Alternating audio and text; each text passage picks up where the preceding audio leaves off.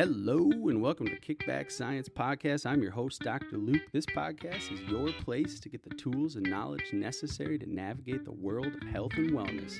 So kick back and let's talk science. This is good content. This stuff has gone great. We'll jump into it. Let's dive in. Let's do a little science. I'm going nitty gritty science right now. I've been looking forward to this. Kind of going on a little bit of a tangent. Oh yeah, that's right. I forgot about that. The information we discuss in this podcast is not meant to be taken as medical advice. It is simply informative. We're not affiliated with any organization or institution, just a few guys talking science and having fun.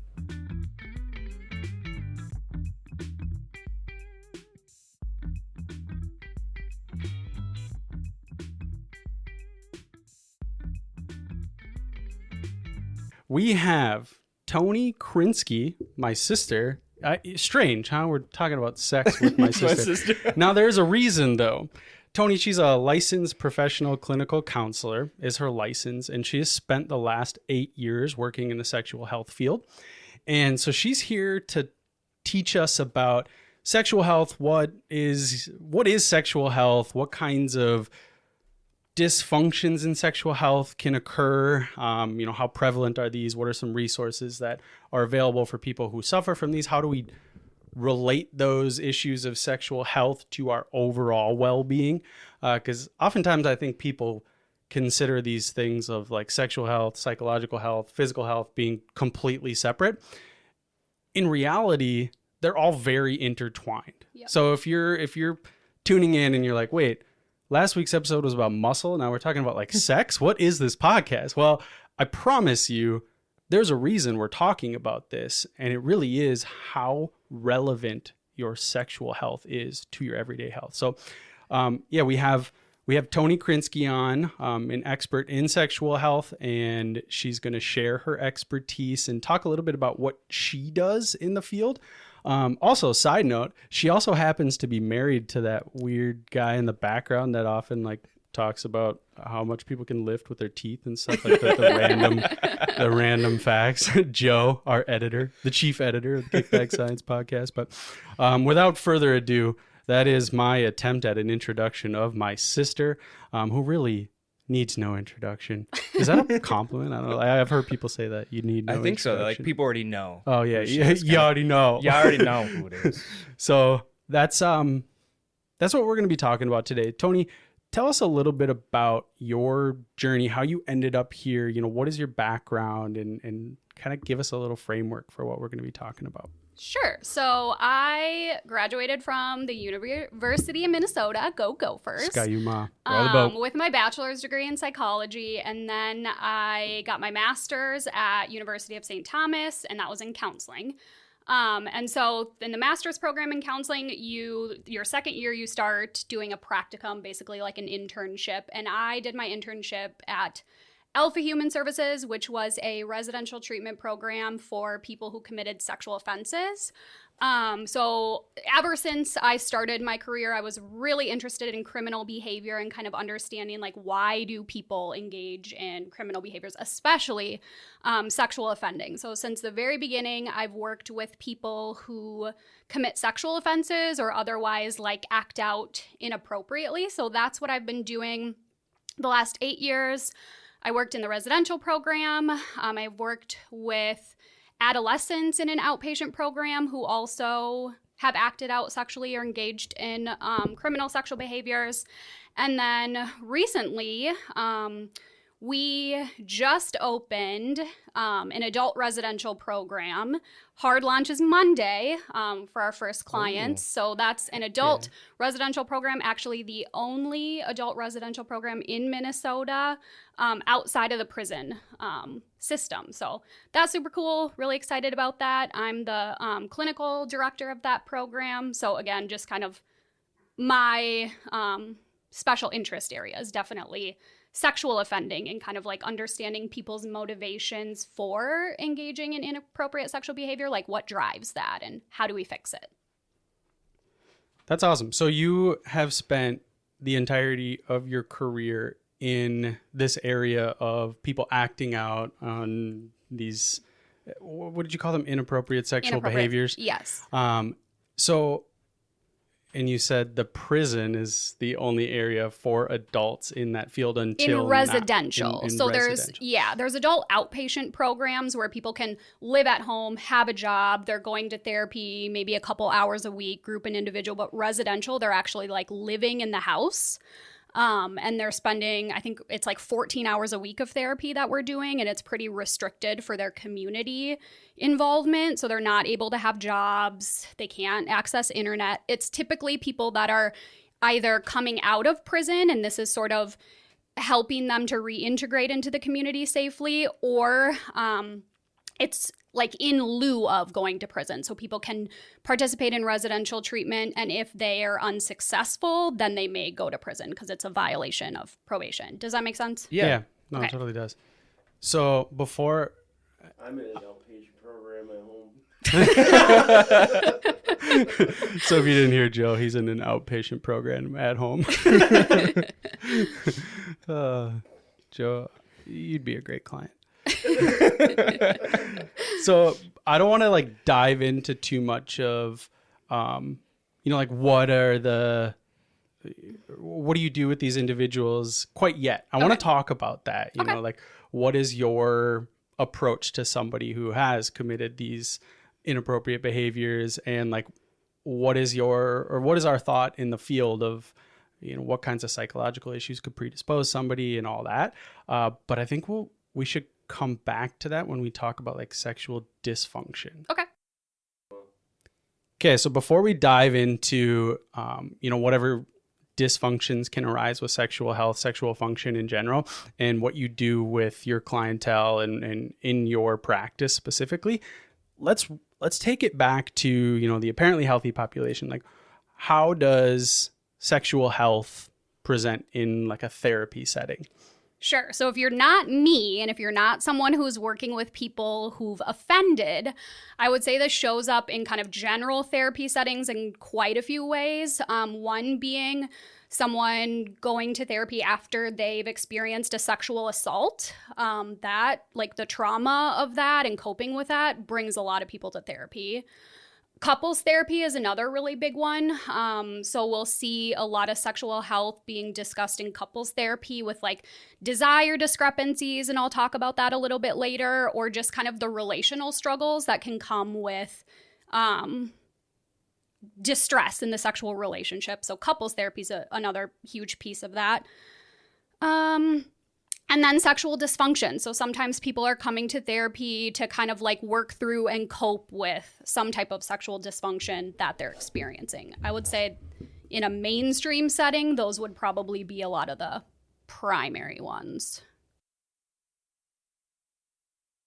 Do you feel that your field has grown pretty significantly? Like I'm generalizing here by saying like the field of therapy, counseling, I feel like people have started to feel more comfortable talking about their mental health because we know how correlated your mental health is with your physical health. That's something that I've noticed in like the medical field, is it's becoming so much more normalized for you to say like, oh, I see a therapist for whatever issue you might be having, or not even issue. I just see a therapist because everyone benefits from somebody to talk to. Right. Now, with sexual health specifically, is the field also growing in that area like it is just mental health in general? I think it depends. I would say I have talked to a lot of therapists who aren't working in like the sexual health field that have a lot of their own anxieties or insecurities around talking about sex with clients. And I imagine it's the same for medical professionals. You might be worried of like, if I bring this up, how is the client or the patient going to respond? Are they going to be embarrassed? Are they thinking that I'm assuming something about them? So I think there are some fears with like, if I bring these things up when they're not the one to bring it up, what's going to happen? But I do think that like I recently started my own therapy, and as part of my intake process, there was a lot of questions around sexual health, and it was very open-ended, just like tell me about your sexual health in general. And I was like ecstatic to see that. I was like, amazing. Like, because if I wasn't comfortable bringing that up with my therapist, that like intake process before I've even sat down with her made me feel would make me feel a little bit more comfortable just knowing it's an area that can be discussed in therapy. Does that make sense? Yep. Yeah, totally. When I started med school, we had a sexual health class where we talked about like the anatomy and, you know, different sexual dysfunctions that may arise and the treatments and all that. And then we kind of like, this was early on in med school. And during the course, the professor is talking about how like you have to ask about sexual health to all your patients. It doesn't matter who it is, like bring it up. And it was like, yeah, no, that makes perfect sense. And we went through the training with like hypothetical patients, and we were always asking like, tell me about your sexual history. Like, you know, are you sexually active? With how many partners? Blah, blah, blah. And then you get into the actual field. And like, as I'm like working in the hospital and observing these physicians who've been in the field for a while, like it never comes up.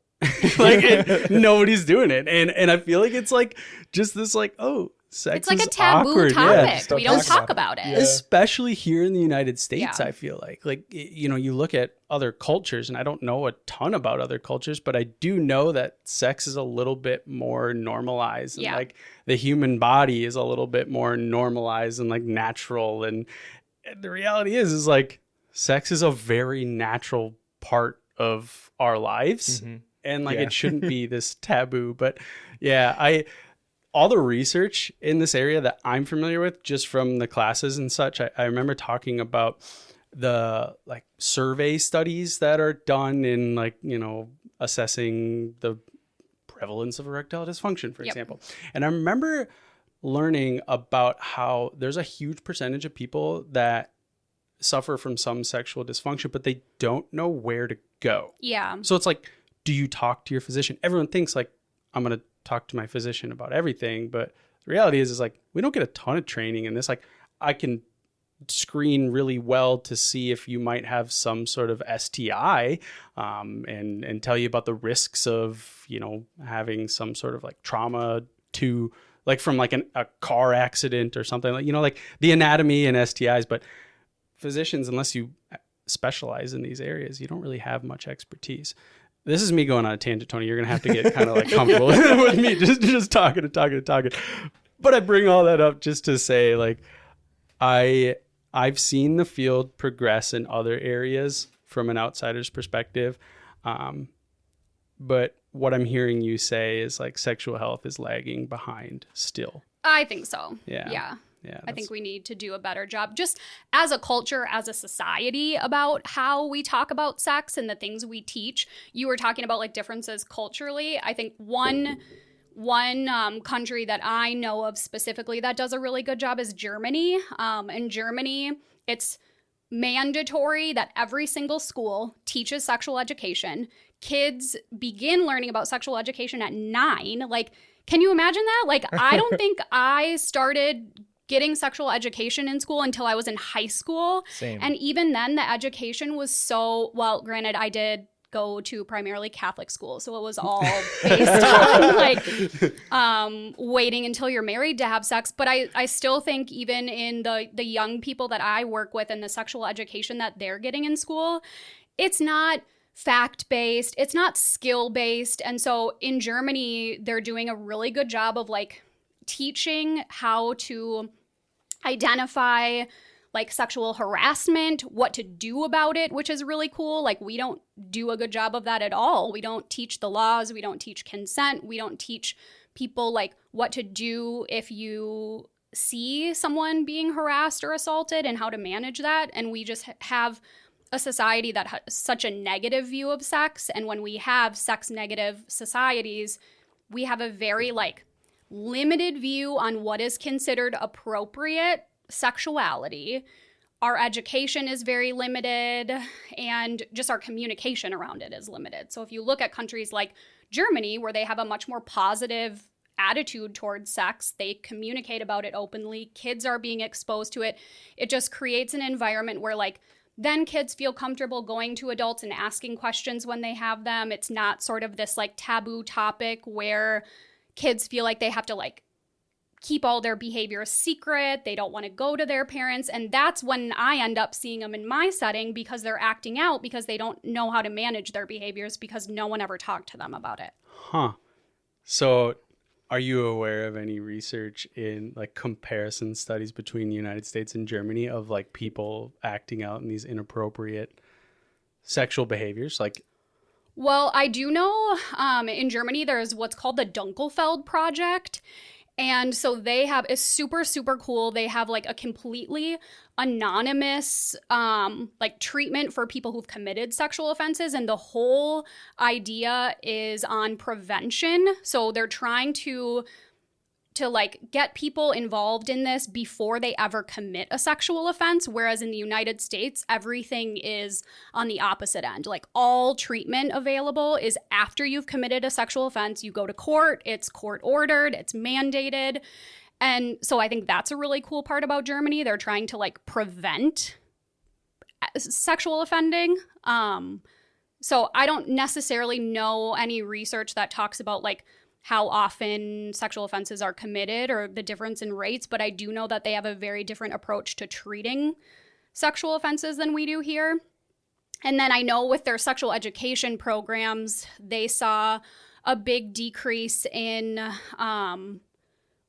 like unplanned pregnancies and teen pregnancies just with their sexual education programs. And then teenagers are reporting practicing safe sex practices much more than they would here. So like using contraception, using condoms. Mm-hmm. I think part of when I've worked with parents, a lot of their fears around educating kids around sex is like, well, if we teach them, if we expose them to these things, they're going to start acting out or they're going to be sexual much earlier than they would have been. They're going to start being promiscuous. And the research does not support that. The research says when we expose kids to developmentally appropriate information, we're actually going to help them be healthier. They're going to like be more confident. They're going to practice safer sex practices. So I think that's a big part of it is people just have this fear of like, if we're talking to kids about sex, they're going to be like hypersexual, and that's just not true. Yeah. Do you think it's more important for schools to teach sexual health or parents? I think both. Both? Definitely both. Because the schools, at least the schools here, I don't think the information that they're giving is adequate. And I think schools can run into some issues, like let's take pornography, for example.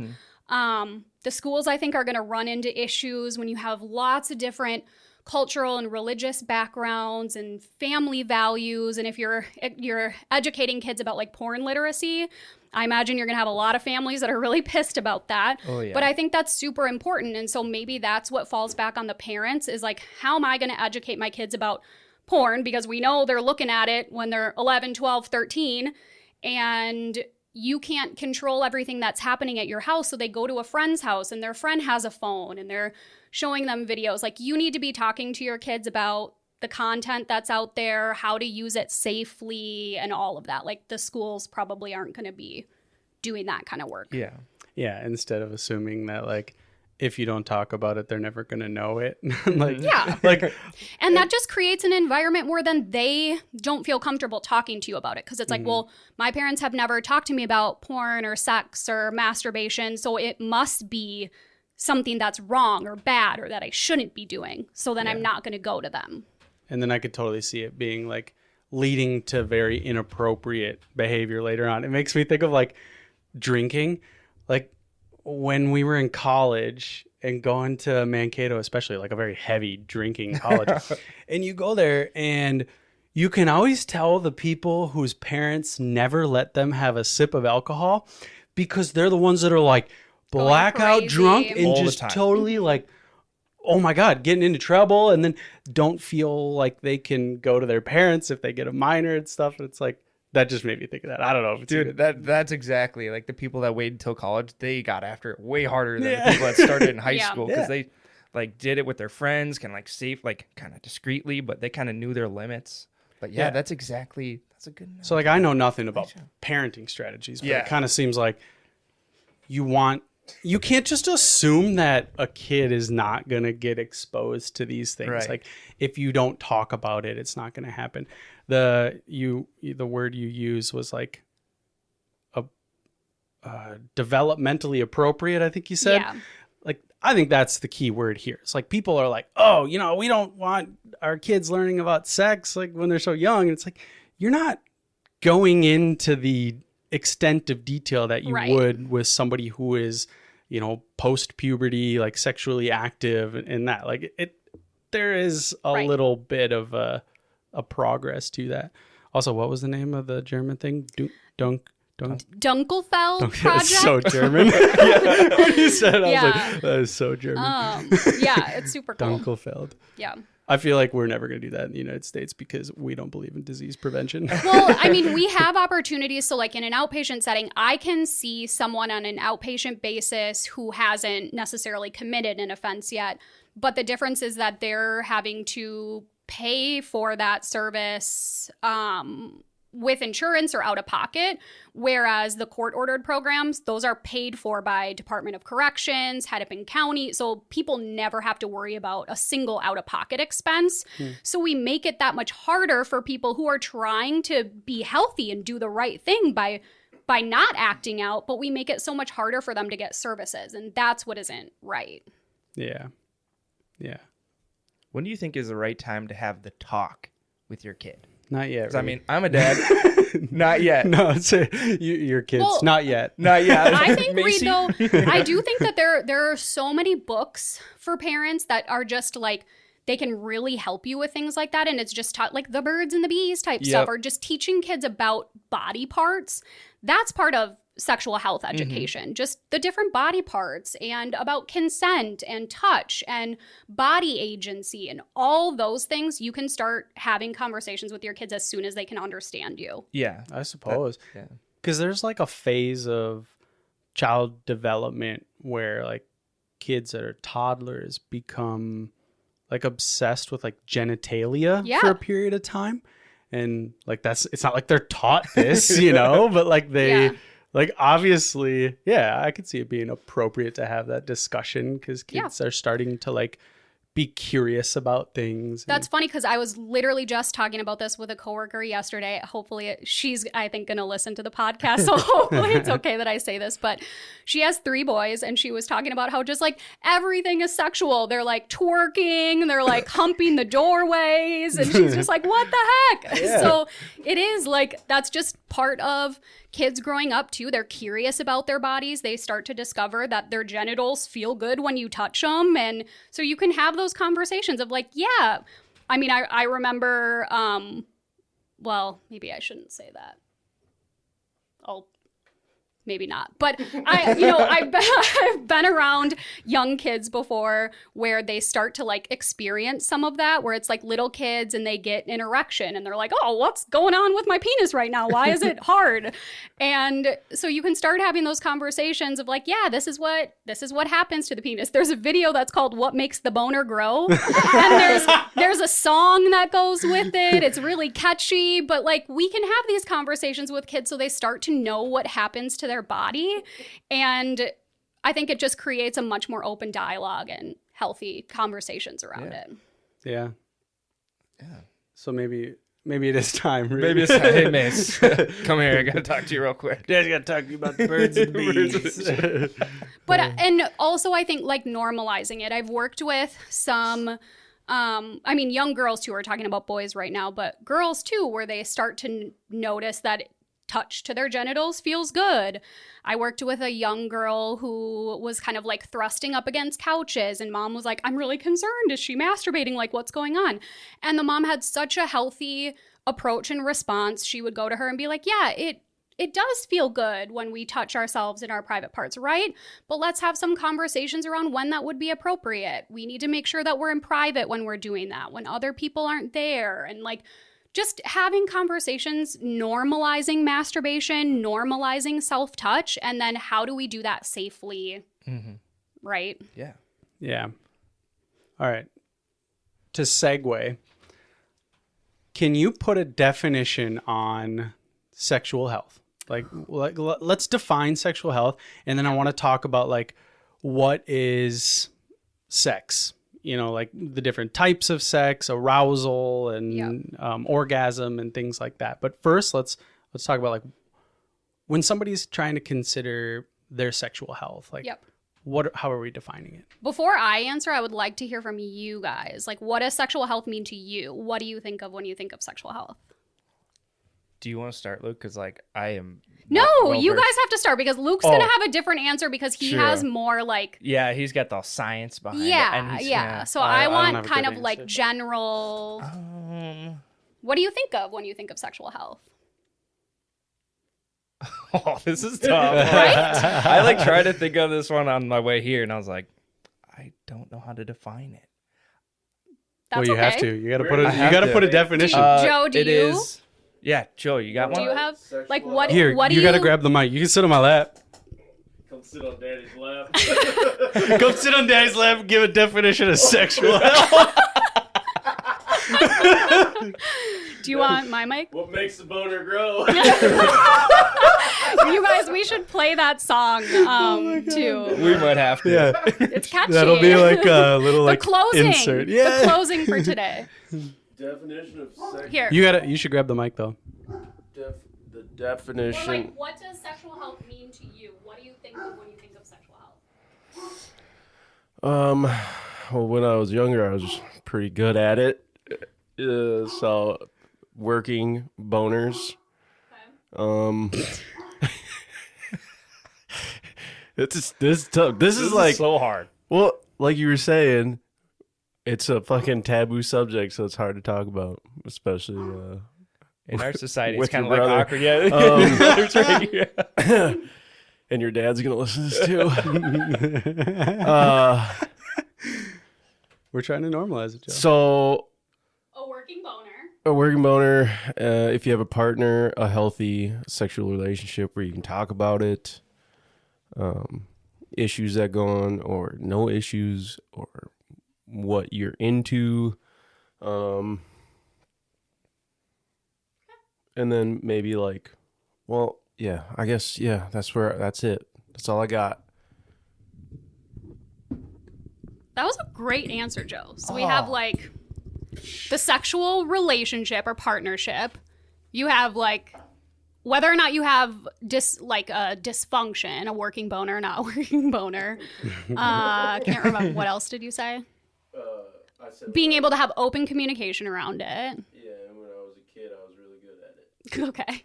You were good at sex? Anything, Reed or Luke, that you guys would add? My hand was really good at it. Definitely, I think open communication is huge because if they don't know what you're kind of into, then it's just kind of like a routine kind of. You're like, all right, let's get this done. Let's do this. But like open communication is huge. Yeah. That I would say that's key. You got to really know like your love languages for people because like if they aren't physical touch, like I am. Mm-hmm. If you're more emotional, kind of knowing your partner a little bit better. So that goes to the communication. So that would be my only thing. I'm not well versed in this. Okay. But yeah, Joe, the open communication thing, you crushed it, man. Yeah, I feel like if I'm going to put a definition on it, I think of like what, like physical health or mental health, like what kinds of things can go wrong and what kinds of things would we call like proper sexual function. So like I would think of a working boner. So the ability to achieve an erection, but also like the desire to have sex, the arousal with, sexual intercourse and the ability to achieve an orgasm without pain or, like anorgasmia, without having an orgasm at all. So like, ability to have sexual intercourse, want to have sexual intercourse, and have that sexual intercourse be pleasurable. And to be able to communicate with it, I'd say. Nice. That'd be my definition. That was pretty good, guys. But I think part of the beginning was the point I wanted to make too of like how difficult it was initially to be like, oh shit, what is sexual health? Like what the fuck does that even mean? So it's super, super broad. I think for me, I like to think of it as like our ability to like embrace and enjoy our sexuality. And when I talk about it with people that I work with, I like to talk about it as the circles of sexuality when I'm talking about sexuality with clients. So the idea there's these 5 components or circles of sexuality. In the middle of those is our values. So first being sensuality. That's kind of what you guys were talking about in terms of our enjoyment during sex, our level of awareness of our body and our partner's bodies. So that can include things like body image. How do we feel about our own bodies? Sexual self-esteem. How comfortable and confident are we in terms of our sexual abilities? That's the sexual response cycle that Luke was talking about. Maybe our sexual fantasies fall under that category. The next component is intimacy. So that's kind of what Reed and Joe were talking about with relationships, kind of our need for closeness and intimacy with potential partners. And under that would fall trust, care, emotional vulnerability, self-disclosure, all those things with like open communication and how do we make our sexual relationship better.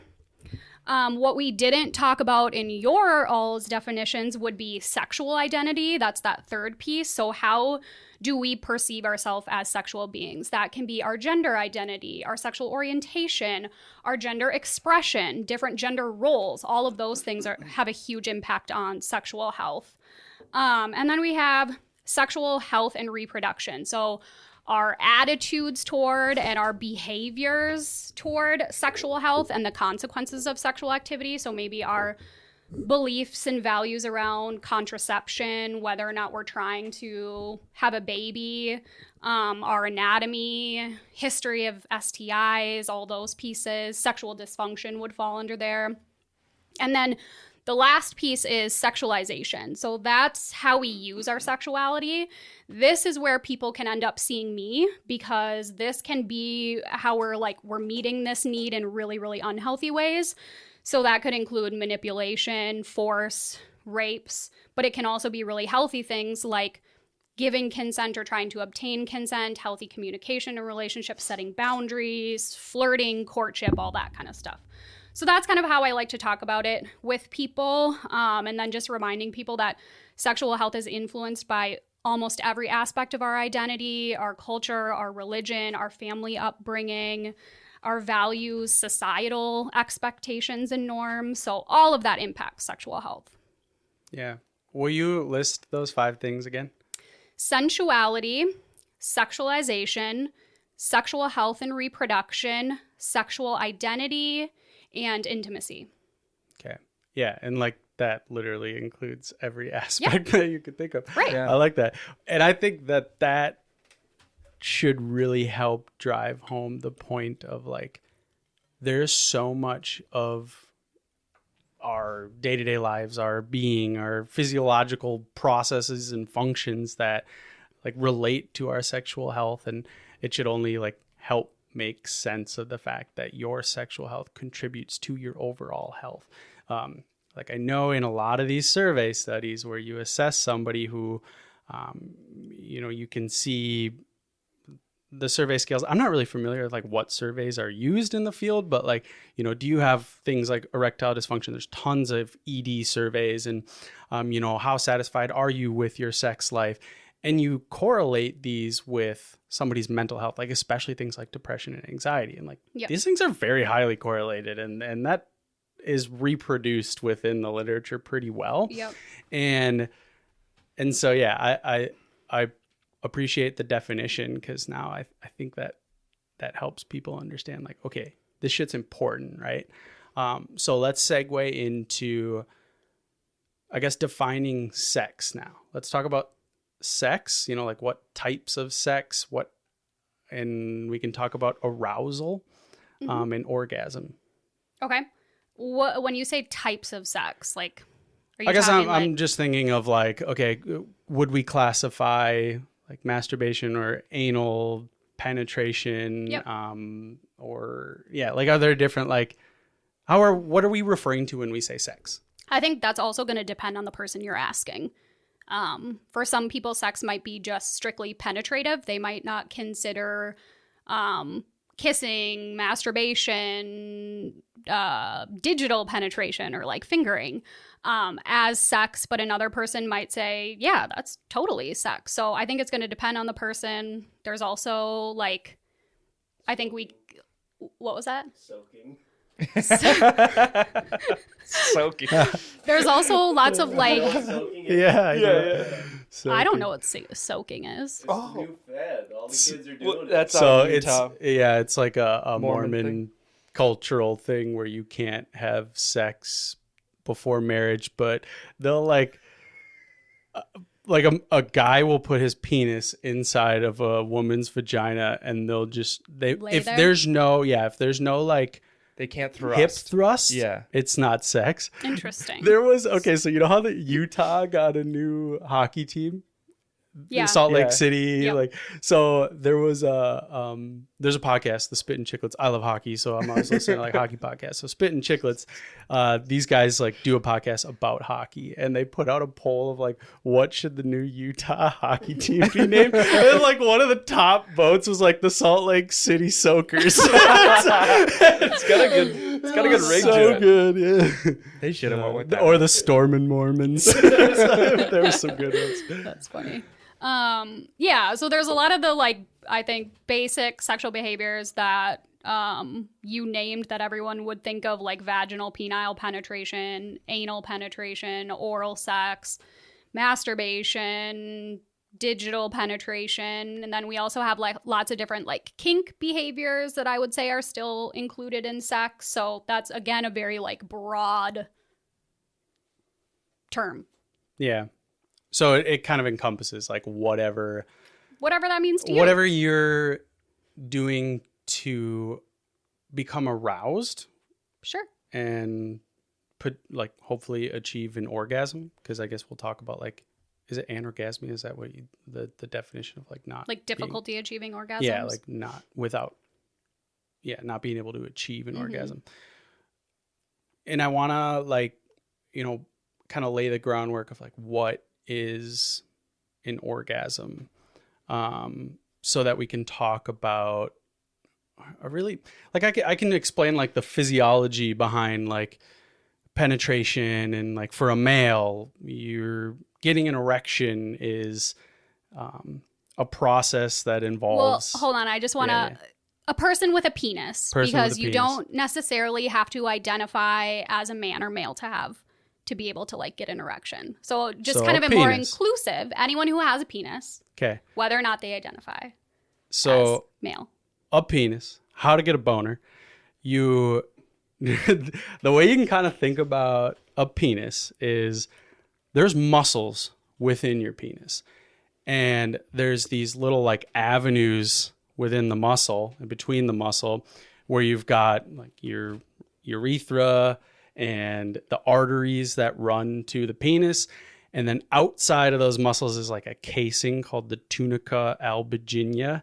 And it's almost like this like saran wrap around the muscles and the artery. Right underneath that saran wrap are veins. So arteries deliver blood to the penis. Veins take the blood away. So when you get an erection, you have this huge flow of blood. That's what causes an erection. It's just blood there. Yep. That's what the erection is. And you have to dilate those blood vessels, the arteries that go to the penis. Now, when that blood accumulates, it presses up against that saran wrap, and those veins kind of get closed off. So they're stuck. So all the blood just stays in your penis. And that's why are you saying penis so weird? Penis. Yeah, I don't know. Because it's a sex term, so like, we're uncomfortable saying penis. Penis. Penis. So the blood goes to your penis, and then it presses against those veins, and the blood stays there. And I wanted to describe that because when we talk about erectile dysfunction, like there's a lot of reasons why the blood may not stay there, why that process may not happen, why you can't maintain an erection or get an erection, and so on. And you have this process so you've got all these nerves there. And this is true for the female as well. Like this is true for a vagina and a penis. Penis. I don't know. Like, honestly, that's how I said penis.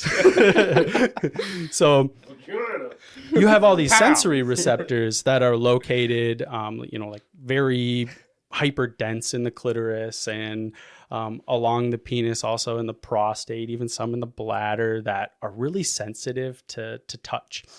And that's what causes this arousal with stimulation. And then you eventually get this, what's called a positive feedback loop, where all these like neurons are firing and firing and firing. You get this accumulation of arousal, and then boom, ejaculation, orgasm, you have this like hyper subjectively like pleasurable state that will occur because well, wouldn't of that be like the release of the endorphins? Right. And that's what I was gonna say, like because of this positive feedback that causes all these endorphin releases, and like there's still a lot that we don't really understand about orgasms, but it's one of the couple positive feedback loops we have in nature where like usually if something increases, then something else will cause it to decrease, or what's called a negative feedback loop. So like if I have cortisol increase, melatonin's going to decrease. Like there's these negative feedback loops throughout the day.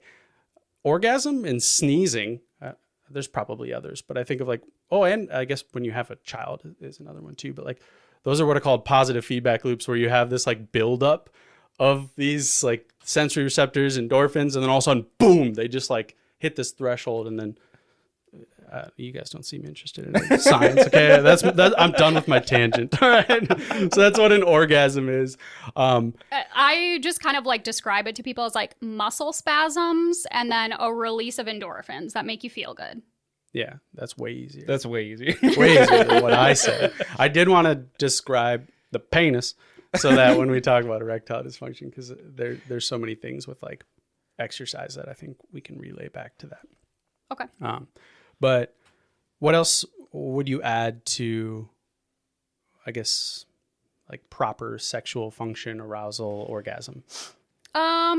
Okay, so for arousal, I think it's important to distinguish between arousal and desire, because a lot of people get those two things confused. So arousal is our response to a sexual stimuli. So if we're being touched or we're being sexual, like Luke was talking about, we sort of have that arousal response, which we'll talk a little bit about. Desire is more like the drive to have sex, or like urges, fantasies to be sexual. A lot of people confuse those things. Those are different. So sexual arousal is the feeling of being turned on sexually, being horny. That's when you have all those physiological responses. So like what Luke was talking about, but there's also like heart rate increases, blood pressure increases, breathing increases. So there's all those other changes that are happening to your body. And then one thing I always want to talk about, especially the people that I work with, is that our bodies sometimes respond to sexual stimuli, even if we do not want to be sexual, if we're like not consenting. And this is like a biological response. And I always talk about it with people as like kind of an adaptive thing. So we'll take the case of a rape. Sometimes victims, if they're being assaulted, will experience vaginal lubrication. Sometimes they'll even experience an orgasm during a rape. And so they might go into therapy and they might say things like, did I invite this assault? Did I enjoy it? Like they might experience really intense shame around that. And that's a really like debilitating experience for a lot of people. And so for the people I work with too, it's really important to remind them that like, because that can lead to a lot of distortions for the person committing the offense. Is like, well, she, in the case of if it was a person with a vagina identifying as a woman, like she enjoyed it because she was wet or she had an orgasm, so I didn't do anything wrong. Whereas like our body is just responding in the way that it knows how, in a way that it's supposed to. And for me, I think of it as like an adaptive mechanism. So for a person with a vagina, if a vagina is being penetrated and it didn't lubricate, that would cause much more discomfort, pain, injury than if it did. Does that make sense? Yep. So like your body's trying to protect you in that, and your body responds to things even if you don't necessarily want it. Like that does not equate with consent. And so that is a really important message that I always want to give people, that like we got to be careful with that. Yeah, that's interesting. I didn't realize that, you know, like it makes sense, but I didn't realize that occurred in like a rape situation. People call that like a body betrayal. They feel betrayed by their body because it's responding in a way that's like counter to what they want. So not everyone, like by no means, but that is something that people have talked about. And that's something that I hear a lot. And the people that I work with is like, well, they showed some type of arousal response, so they must have wanted to be sexual. And that's absolutely not true. Yeah. So the difference between like desire is the urge to, like, you want to have sex. Yep. And then arousal is like during the process of having sex, like how are you responding? So then let's talk about dysfunctions. Do you want to talk about the sexual response cycle? Like, sure. Different. Okay. So a typical sexual response cycle has 4 stages. So there's excitement. There's that like buildup of where your body is getting ready to be sexual. That's where you might have the desire or urge to be sexual, plus the arousal, your body response. That's where those physiological changes start to happen. Then we have the plateau phase. That's where like all that arousal is ramping up. Your body's getting ready to have an orgasm possibly. That's that 3rd phase, which is orgasm, if a person can achieve an orgasm. And then the very end of the sexual response cycle is the resolution, and that happens whether or not you have an orgasm. That's just when your body kind of like returns to pre-arousal state. So that's what like a typical sexual response cycle looks like, and people can have dysfunction in different areas of those. So they can have desire dysfunctions where maybe they have low desire to be sexual. They're not wanting to be sexual. Maybe they have disorders with arousal. They're having difficulty becoming aroused or staying aroused, or they have difficulties with orgasm. Yeah. Are there things to like get over those, or are you kind of okay? Yeah. There are Yeah, ways we can talk to do about that okay, too. perfect. Yeah. Yeah, that's I think think when that'd we be very touch on important, like the treatment. I just had a thought before going into Sexual health play in our overall health. Should we kind of go into that? Segue into that one? Yeah, I mean, I think we've kind of like Kind of generally talked about it, okay. and then at the end when we recap like how it's so important for people, like this is normal, which I guess would be a decent segue of like what I think we should talk about next, unless you have anything to add of like.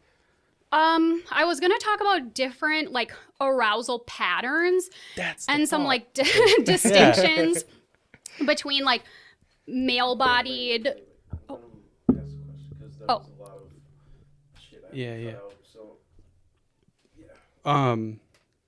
Okay, so one thing that I know we talked about in medical school was a lot of people, and this is typically true for women coming in to talk about any sort of like sexual dysfunction because of the inability to achieve orgasm. And I remember talking about the differing like sensory receptor distribution in the human body, and especially within the vagina, and how like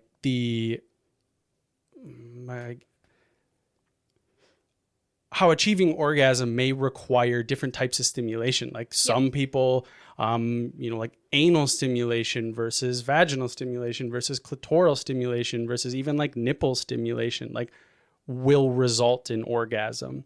And people are so different. Yep. And I remember talking about that. So can you touch on like different, how did we phrase that? Like arousal patterns? Yeah, that's what you said. Sure. Arousal patterns. Okay. Yeah. So I have a question for you guys. Like when you think of male arousal, like what does that trajectory kind of look like? What do you mean the trajectory? Yeah. Like,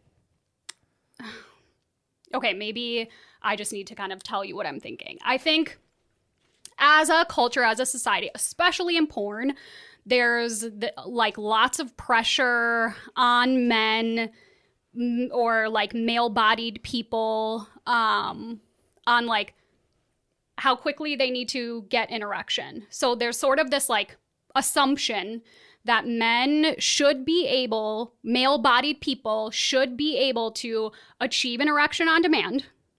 They should be able to maintain it for fucking hours at a time. And they should be able to shoot ejaculate across the room, right? Like that is what we see in pornography. That's kind of this assumption. And so if you're any deviation from that, like what kinds of feelings and thoughts come up in you as a person if you're not able to meet that?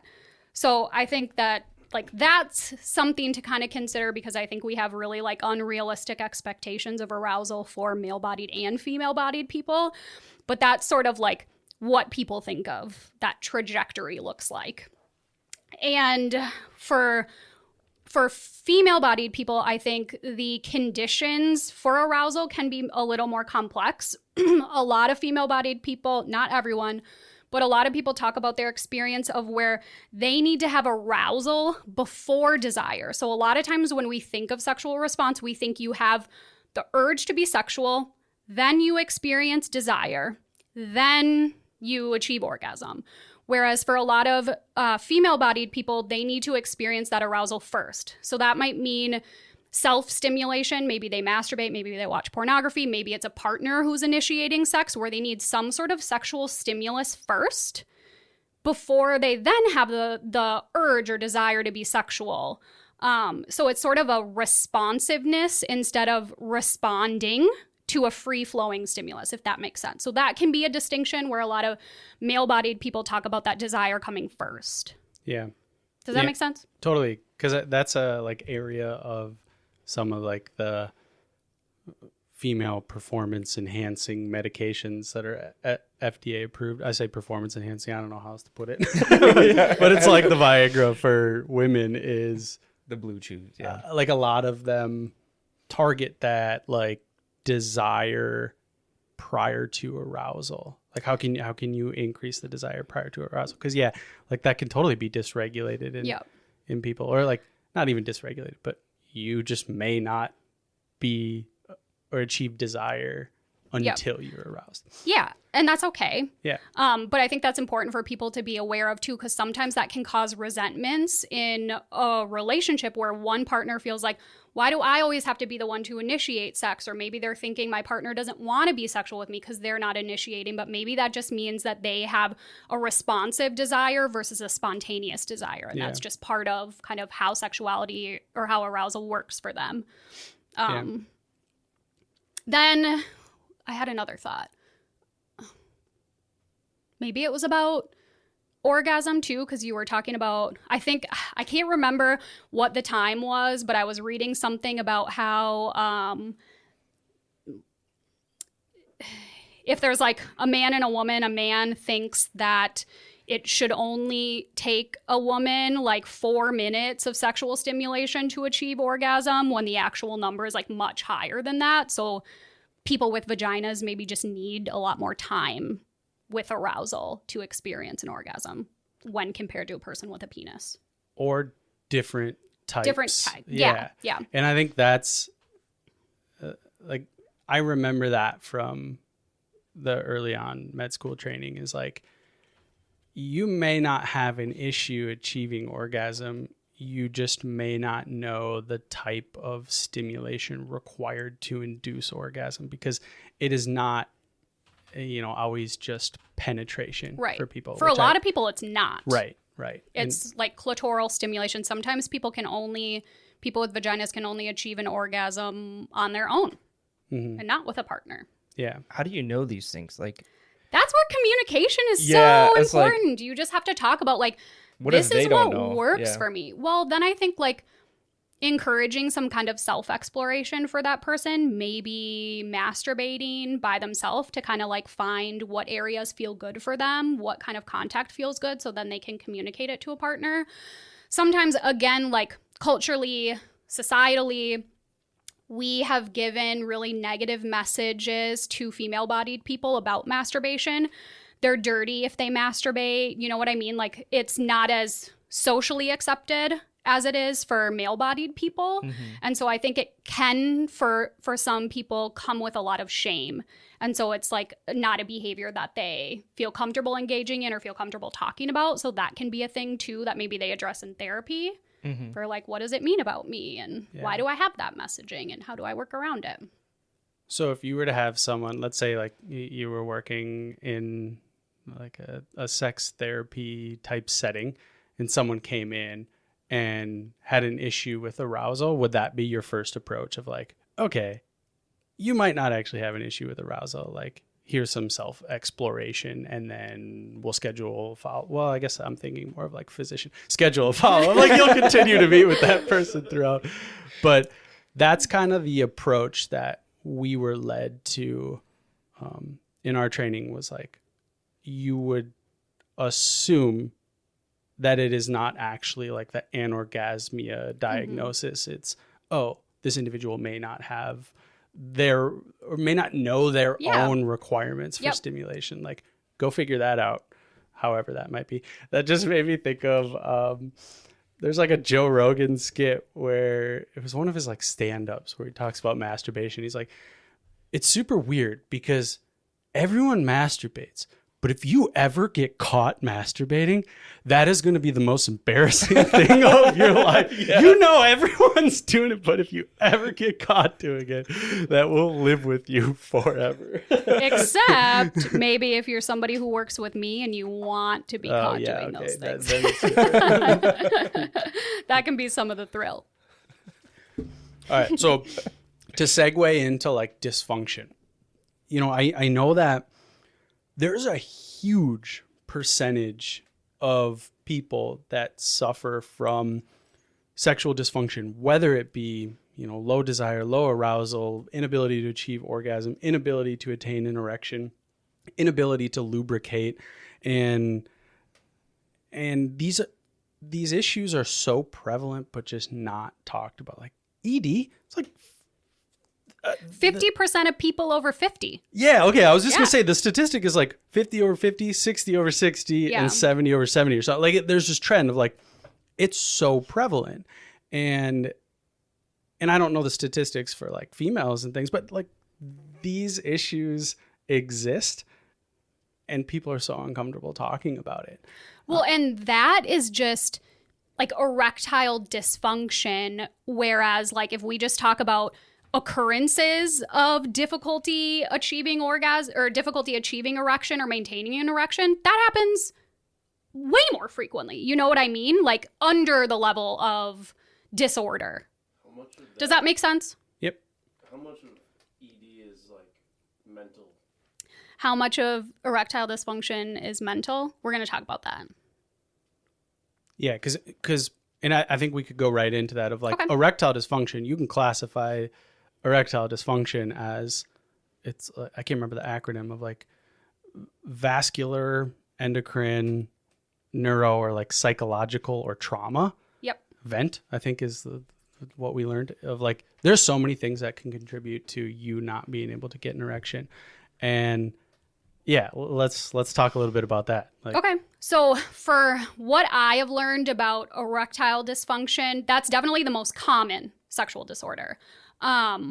There's usually a physiological basis for that. So a lot of medications can cause erectile dysfunction, SSRIs, so medications to treat depression and anxiety, high blood pressure medications, cholesterol medications, like anything with the heart. I also was in a training about like counseling couples with sexual health issues, and the trainer was talking about how she consulted with a cardiologist, and the cardiologist said that if erectile dysfunction comes like completely out of nowhere, it's a very new thing for that person, it also might indicate cardiac distress and that some type of cardiac incident is about to happen. I don't know if that's like a heart attack or something like that, but that was really interesting to me. Yeah, there's like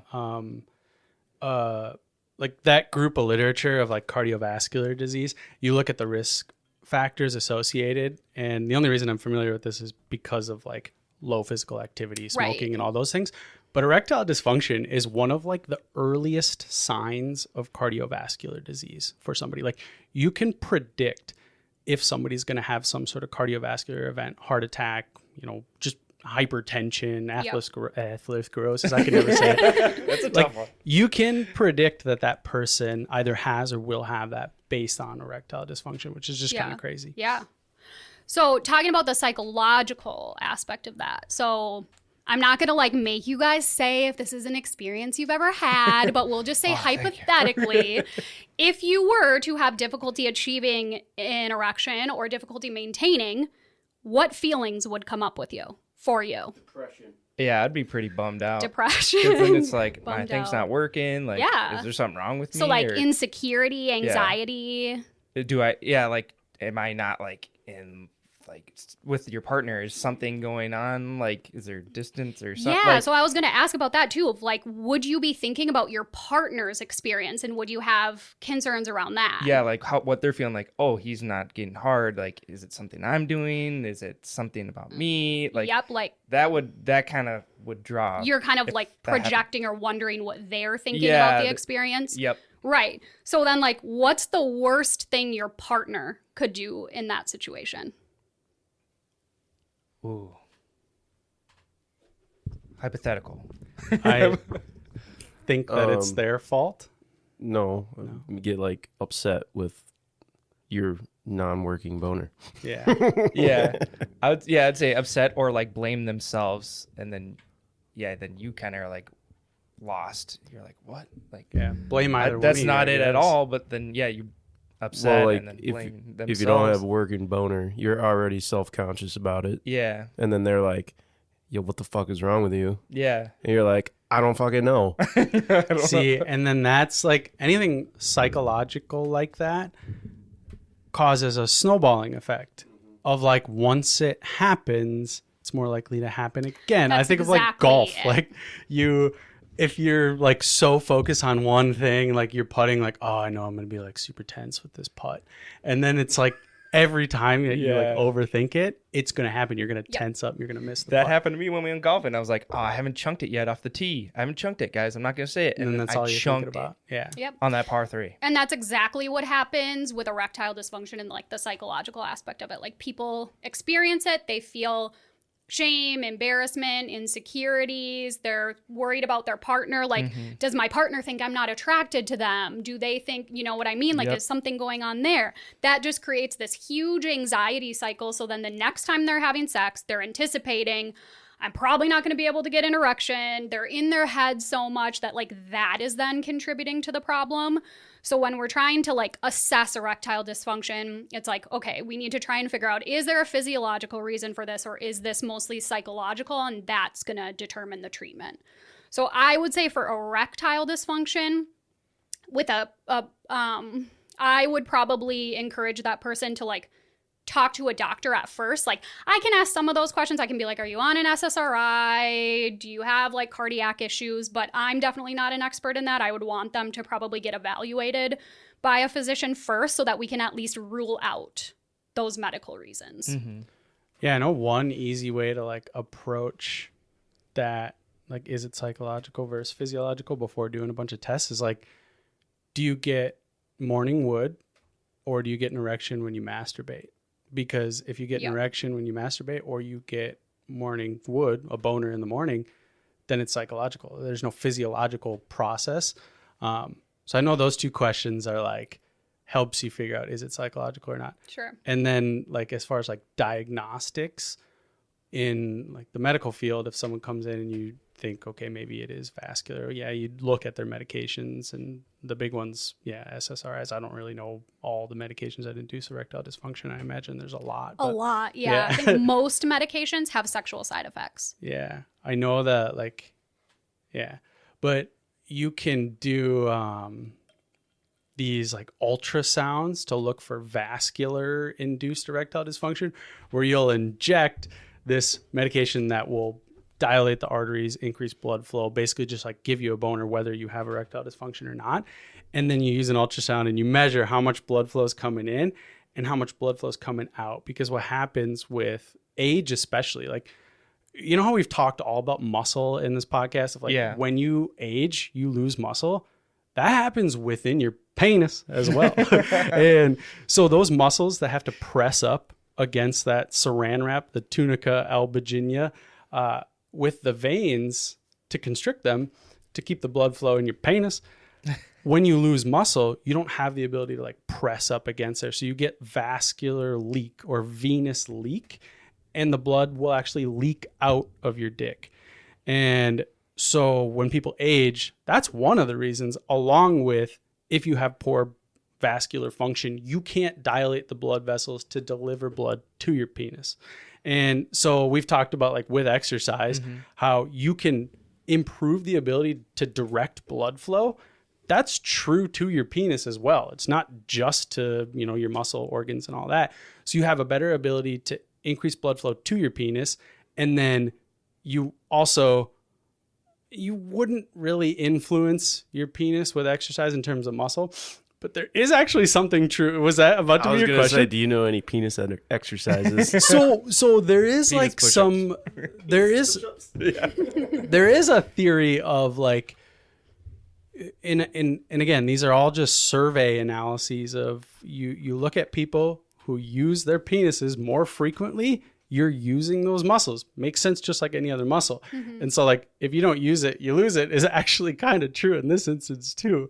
But I bring up the like structure of the penis again, just to like highlight the importance of exercise for vascular function. But with that ultrasound, so you can diagnose it by seeing how much blood is leaking out. And that's why some people will use like a band around the base of their penis to keep that pressure, to keep the veins from being able to like leak that blood like out. A cock ring? Yeah. Okay. Like, and that's like, if you can get something on the base of your penis that will constrict, and the blood will still go in because those arteries are in the middle there, but the veins are on the outside, so you can close them off so the blood will get stuck.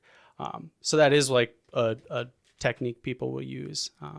But yeah, that was my tangent about like diagnosing. I have heard that too. Like I was listening, I think it was on the radio. It might have been K-Fan, but a nurse at a nursing home said like older people have sex a lot, and if they don't, it's kind of like use it or lose it. Like they like can't get erections anymore. So like that was like spot on with what I was going to talk about too. So sexual functioning does decrease with age too. Like that's just part of aging. Yeah. Do we know, like, do we lose arousal? Do we lose like the ability to achieve orgasm? Like I understand the like anatomy of it, like postmenopausal women, estrogen influences the ability to get wet. What is the term for that? Vaginal lubrication. Yeah, that was what I was trying to think of. And so when you don't have vaginal lubrication, sex can be more painful. And same thing with men. Like as you get older, you lose the ability of erection. Like I understand that makes sense, but is there a change that you're aware of like desire and arousal during sex and ability to achieve orgasm? I think definitely arousal. So like as people with penises age, it becomes, like you said, more difficult to achieve an erection. Their erections become less like hard. And then it can be more difficult to ejaculate. And then for people with vaginas and postmenopausal, vaginal dryness is a thing. I think orgasms can be less intense. Like the muscle spasms are just not as intense for people. But as far as like the psychological influence, like, I suppose if you think about it in terms of like, if you're not able to achieve an orgasm like you were before, you may have lower desire and that does, I guess, make sense. But do we know of any like process of aging that changes just sexual desire in general? I don't know. I wonder though, like, again, culturally, societally, all the messages that we have around aging people and sex, how there's kind of a stigma, or we think it's like gross when older people have sex. And so I wonder if that also contributes to people's desire too, of like the messages that they receive around that. And yeah, I would imagine that has an impact. So let's say client comes back to you after talking with their physician and it's been determined that they have psychological erectile dysfunction. Like, what's your approach there? Again, I think it would kind of depend. I would want to try and figure out more of the source of the problem. So for some people, it's like, maybe we just need to shift the focus and the mindset and change our attitudes towards sex to where it becomes less about performance and more about pleasure. So sometimes if there's like erectile dysfunction within a coupleship, people they did get like sex homework, they have sex dates, but the homework is actually to not have intercourse and to not have an orgasm. It's more about just like sexual play, exploring each other's bodies, sensory experiences like massages and things like that. So we're taking the pressure off the person to achieve orgasm. It's more like, let's go back to the very beginning. Let's make this goal about having fun with each other, enjoying each other sexually, and not about having an orgasm. And sometimes that really helps, just kind of taking that pressure off to where then they have, it's usually like a 6-week process to like erotic recovery, to where they're practicing those behaviors, to where that piece can be helpful. Sometimes for people, part of the issue is like their own anxiety around it and like predicting that that's going to happen. So maybe there's some like mindfulness techniques that they can be doing, like something to manage the anxiety so that it doesn't continue happening. If part of the cause is a partner's negative reaction, maybe there can be some couples work where we're talking about like, how can we respond differently if this happens? And let's take away some of the shaming messages and work through that. So I think it kind of depends, again, on like the psychological reason or cause, like what is it stemming from? Yeah. So do you treat it similarly to you would any like anxiety inducing issue in someone's life? Like, let's just explore this further and let's come up with techniques that work for you. Mm-hmm. Yeah, that makes sense. The, I guess for like the medical treatment side of things, I don't know of, well, I shouldn't say that. I know that you actually, like physicians will prescribe a low dose of, whether it be like Cialis or Viagra, something that will assist in the erection for like confidence reasons. Mm-hmm. So that that person could, I believe that's an approach, like a low enough dose of like, okay, let's get you more confident so that you don't get into that like spiraling effect that would happen. But I don't know like other like psychological treatments that you could use from like a medical perspective.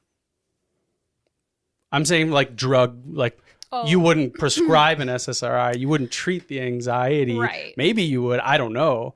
But like, if it's anxiety associated, like it seems like the most appropriate approach would be meet with a therapist, not with a physician. Yeah. The only other thing I can think of is like, if it is like a cardiovascular, like metabolic issue that's causing it, then maybe like exercise or some sort of protocols around that could be really helpful too. Cause like people with obesity or like diabetes and other things like that can have erectile dysfunction. So if it's managing those illnesses or diseases through exercise or through other means, then maybe has a positive impact on erectile functioning. Yeah, but I think that relates more to like the physiological erectile dysfunction of like vascular function.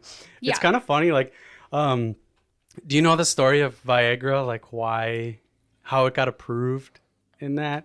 We were talking about this in like our pulmonary unit of med school where we were learning about like pulmonary function. So you can get pulmonary hypertension. Joe, I know your cousin like works in an area with that. Carl. But shout out to Carl. Yeah, shout out Carl. One of the early medications that was tested for pulmonary hypertension was this vasodilatory drug, which was Viagra. And they tested this drug in people to see if it reduced pulmonary blood pressure. And they found when they were looking at the data, there was no significant change, but they observed that like not as many people returned the medication in the actual treatment group versus the placebo group. And so then they like did like a survey analysis and stuff. They ended up figuring out people were getting erections in this group and wanted to keep the medication. And it was like improving erectile dysfunction. So that's what led to it getting approved. And imagine taking that and all of a sudden you're walking to work or at work and you're I don't know, I'm taking this new medication. I'm in a study.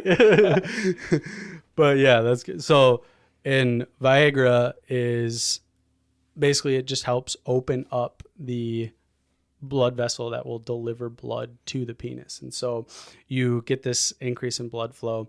And Cialis is another one that has the same mechanism, but will actually act for longer.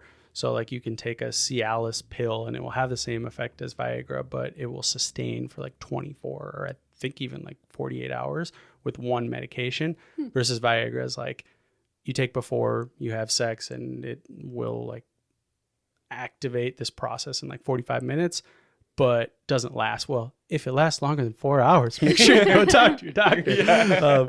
But those are the medications I'm aware of. I know there's a newer like FDA approved ED med, but I don't know enough to talk about it.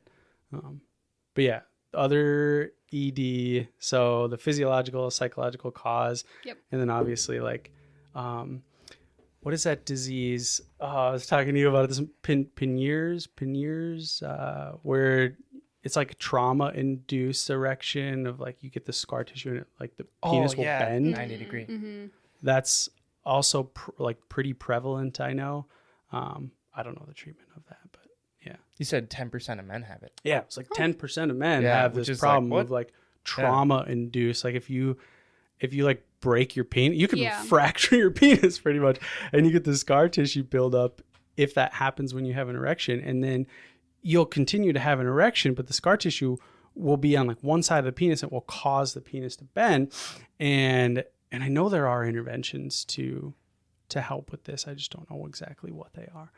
But yeah, side tangent. You guys got to bring me back. No, I was interested. We were talking about it earlier. I was like, oh, maybe Toni had something to say about that one. But I've never heard of that one before. Yeah, Peniers, I think. Yeah, 10%. That's crazy. Mm-hmm. All right, other ED thoughts? No. How would you say, what would be like the best approach to your partner if they don't, I mean, in our society, we don't really like to talk about like sexual stuff. Like, what's a good way to approach your significant other to like open up about it and have them? For the person who's experiencing erectile dysfunction or the partner? I'm just saying, like, in general, to like improve your sexual health. Like, what's a good way to approach your partner to just be more open about it? Because like we're so reserved. I feel like in our society, we're so reserved. It's awkward to talk about. Yeah. Like, how would you? I think the best approach is definitely just being direct. And you can even, I always say, like, if it's something that makes you feel insecure or embarrassed, just name that. And going to your partner and being like, look, I want to talk about what happened. I feel really fucking embarrassed about it. I'm nervous to have this conversation. It's awkward. And just like naming that can kind of take some of the pressure off. And just saying like, I want to talk through this with you. And for the partner of the person who's experiencing erectile dysfunction, I think it's really important just to like normalize that like, hey, this thing happens, and it can be really helpful for your partner to just like remind them that like, I still enjoy being sexual with you, even if you don't have an orgasm or you can't maintain an erection. Like there are other things that we do. Like X, Y, and Z in our sexual relationship, and we can do more of that. Just kind of that reassurance that like, it's okay. There are other aspects of our sexual relationship that are enjoyable, so that it's not like a shaming or negative reaction to that. But in terms of approaching it, I think just be direct. Yeah. What if your partner has like your X, Y, and Z is completely different from your partner's X, Y, and Z? You're like, oh, I want to do these things in the bedroom. And then your partner's like, I don't want to do any of those things. Like, how do you... That can be really hard. Yeah. Like... Is there any way around it, or you just kind of compromise? You just kind of...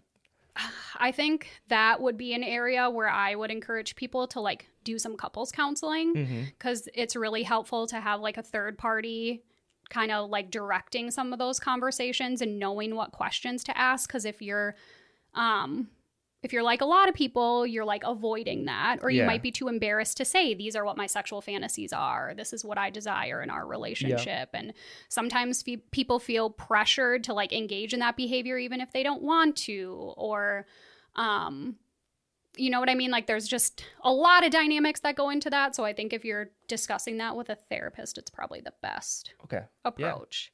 Because that can be really, really hard. Yeah, absolutely. That's perfect. And where would you like to segue? Those are just questions I had just from going all that stuff. What additional... We'll come to you, Joe. Don't worry. What other... what are some other common... like erectile dysfunction, I imagine, is the most common issue for males. Now, what's the most common... People with penis. What's the most common for... females, people with vaginas? Most common for people with vaginas is like a low arousal disorder. So some ones we didn't touch on for people with penises would be premature ejaculation. One we didn't touch on. And then both people with penis and a vagina can also experience like the decreased sex drive or low sexual arousal. So hyposexual arousal disorder for people with female bodies is the most common. Should we stick with the penis for a bit and talk about those other ones premature and then ejaculation? go? Yeah. Sure. So premature ejaculation, just like ejaculating sooner than a person wants to or sooner than their partner wants to. What do you guys think is like the actual average amount of time for penetration? 1 minute, 30 seconds. I would say 10 minutes. 10 minutes? I'm pretty sure 3 minutes is like... I've seen anywhere from like 3 to 13, 4 to 7 kind of seems to be like that middle ground. So yeah, I think for a lot of people that like think they have premature ejaculation, this is a lot of times just coming out of like really poor sexual education. They're like, I have premature ejaculation because I can only have intercourse for 10 minutes. And it's like, well, that actually is, on par with most people. So for that, it's mostly just like educating people about sex. Well, and then the porn videos, they're all taken. It's not real. Porn is completely unrealistic. Unrealistic expectations of sex. They get back at it, but the cut, you can't see the cut. They just change positions, and they're just doing it for an hour and 45 minutes. Yep. It's not just all upset over here. Yeah, so that's a huge one for people. I think porn is a contributor to that, where they just don't realize. They think that there's something wrong with them because they can't have that typical like penis trajectory of where you can get an erection on demand, maintain it for hours at a time, which is just not realistic. This one typically doesn't have any physiological causes. It's almost always psychological. And the medications that cause erectile dysfunction can be used to treat premature ejaculation. So they can use SSRIs to delay ejaculation for people. What's the time frame for somebody? So like, would it be like a minute and be like, okay, I do have it. Like, I've only seen like a minute. 1 to 3 minutes. 1 to 3? Okay. Yeah. So if you hit 3:01, you're like, good. And it also kind of depends on like, sometimes people maybe like 3 minutes is the time it takes to ejaculate, but maybe that isn't a problem for them or their partner. So it's like, who cares? So I had a friend in depends. college. He said anytime he would about to, he'd think about dribbling basketballs. Is there like a mental thing to it? So yes, I have definitely heard that where anxiety is a huge piece of premature ejaculation too. And I've heard of people that say like, oh, think of hairy balls or like think of something that's not at all arousing. That's actually the opposite of what we want you to do if you have premature ejaculation. So you're not supposed to distract yourself. We actually want you to be a lot more mindful of your body responses. So like focus on your sensations because so some of the techniques that you can use to prevent premature, okay, before I do that, let me ask you guys, how did you learn about ejaculation? Like, how did I learn about ejaculation? Yeah, like what was your first experience with ejaculation? How did you learn about it? This is like 7th grade. Yeah. First time I experienced ejaculation, I don't know, when I was a kid, touching myself. Yeah. Randomly happened. And then that, like, kind of through your friends, they talked about it in like 7th grade. That's kind of, I feel like that's the peak time. I guess for I boys. don't really, So, 7th grade. Like, what happened? For a lot of people, their first discovery is masturbation. So when you're masturbating in 7th grade or when you're, 12 years old and you first discover it, what does that process look like for you?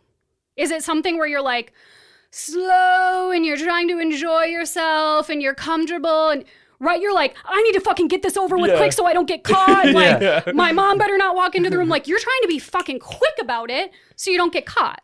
Oh, so psychologically, I see where you're going. Right. Like for a lot of people, premature ejaculation is kind of habit. So when you're masturbating quickly or trying to achieve ejaculation as quick as you can, it's creating this neural network in your brain that like ejaculation should come quick. Mm-hmm. And so for a lot of people with premature ejaculation, it is like relearning how to ejaculate. So back to kind of my original point of like why we don't want you to think of the hairy balls when you're dribbling a basketball. We want you to be really focused on your body sensations, because what you can do is like the stop-start method. So when you're being sexual, or if you're masturbating alone, you want to be aware of like right before you're about to ejaculate. Then you stop, pull back, restart again. When you're almost there, pull back, restart again. So it's something that people should like practice over and over again to kind of relearn it's that. Like exercise into failure kind of thing. Right. So you can do it alone. You can do it with a partner. Multiple sets. Sets. So like your body will, like you can do this on your own. You don't have to get medications, just like practicing to build that. Oh, look at that. Yeah. Exercise. I didn't even think about the fact that like you would treat that with an ED inducing medication, like the course of treatment there. So yeah, that's wow. Yeah, don't think about basketballs. No. Okay, that guy was totally wrong. You want to be more in your body and more present there instead of like distracting. Just take breaks. Because that allows you to like take more control over your arousal. So is that another psychological issue then, like ED, where when it happens, it's the snowballing, like gets worse and worse and worse? Or kind of more just like habit, right? Like the neural pathways in our brain just kind of associate it with that. It's just sort of, that's how it's always been. Yeah. Can be that for people. Other penis probs? Penis. Do we want to talk about decreased sexual desire in people with penises? I think we can group that. Like, all together? Desire. Unless, well, that's up to you. If you've got... Like low sex drive or decreased sexual desire. Well, for like etiology for men can be sexual dysfunction. So if they're experiencing erectile dysfunction, sometimes that just like leads to avoidance of sex altogether. They just like stop wanting to have sex because they're ashamed, they're embarrassed, they think it's going to happen again. So then they just stop wanting to do it. Feeling criticized by a partner can be another one. Low testosterone can be another one. And I don't know if you want to say more about that, but causing a low sex drive. And does low testosterone just comes with aging too? So like as men age, as people with penises age, and their testosterone decreases, so then therefore their like interest in sex can decrease. Yeah, that's exactly what happens. You do see a decline in testosterone with age. You also see this in women with oral contraceptive use. This is a growing area of research of like when you're increasing estrogen, you increase what's called sex hormone binding globulin that binds free testosterone, and women need testosterone too, and that contributes to desire. And so you see the same process. But yeah, that's exactly what happens. Okay. When you age, it declines. Yeah. And then other etiology for low sex drive in men, just like fatigue, just being really tired, stress, excessive use of porn is an interesting one too. I've heard that. If you're just like whacking it all the time to porn and you're not really interested in having sex in real life, that can happen too. Yeah, if it like can change your like perception of like what you desire. People desiring different types of intercourse and all that. Yeah, because we've already talked about like porn is not realistic at all. Yeah. So the like novel and spontaneous experiences that you're seeing in porn typically doesn't fit with people's sex in real life. Mm-hmm. So then they lose arousal too. Yeah. So should you just masturbate to nothing? You can use porn. I just think you need to be like critical about the porn you're watching. Like, sorry. Do you want the mic? Sorry, I got some stuff. So, I don't know about you guys, but I'm sure you've watched some porn. Never heard of her. Oh, what? That was wild. After the ejaculation, don't you feel a little ashamed? Turn the shit off. You're like, all right. Oh man, I can't believe I just did that. Anybody? There's a funny skit. I love comedians, and Tom Segura talks about not that specifically, but like the shame after ejaculation. Like, oh, this is too inappropriate. Poor girl. Do that. Yeah. Never mind. I might take that out. So for Female-bodied people with low sex drive or hypoactive sexual desire, causes are typically hormone, like disruptions with hormones, anxiety, stress. Body image issues can be a really big one there because, like, for people with a vagina, it can be, like, I'm going to say virtually impossible to have an orgasm if you're not relaxed. So if you're not able to, like, be present in your body, it's going to be really difficult. Sexual abuse can also be one where they're just not interested in sex because of the trauma of being abused. Spectatoring is one really interesting thing that I've learned about in my training, where, like, it's kind of where you, like, leave your body during sex. It's kind of like you're watching yourself having sex, which again is really hard to be present in your body, difficult to achieve an orgasm. But there was one study that I learned about where they did fMRI studies comparing the brains of women with hypoactive sexual desire to women without.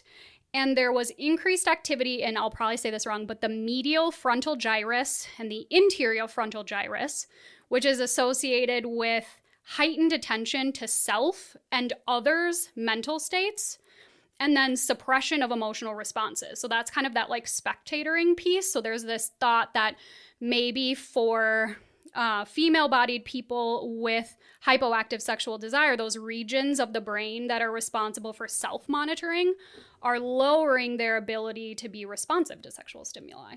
So I thought that was really interesting.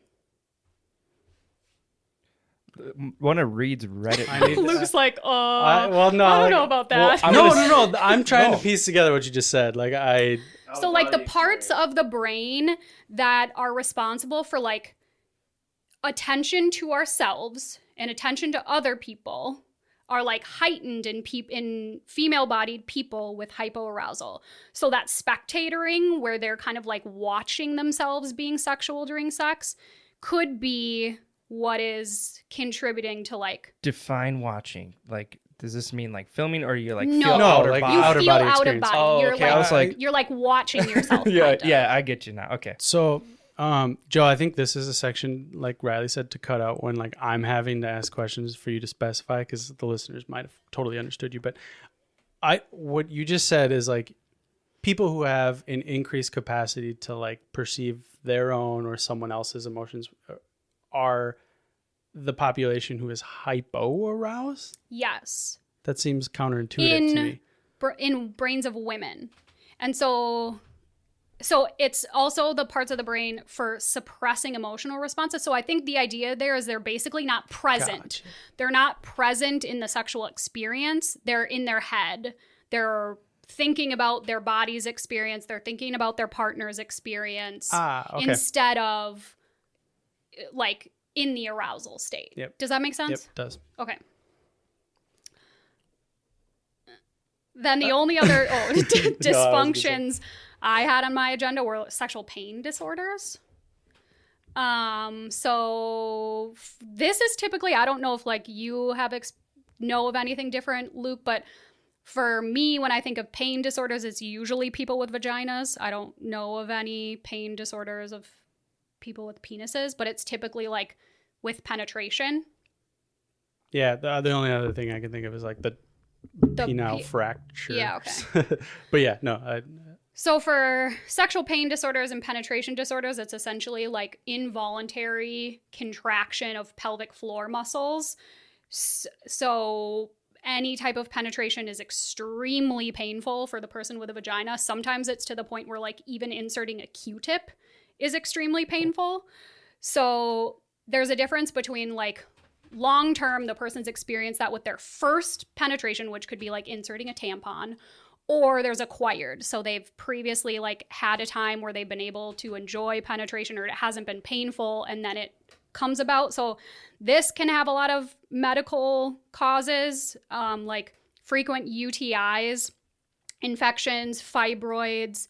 I don't know if there's, like, maybe cancers or something like that that could impact it. Also trauma. Sexual trauma can be a big one for that.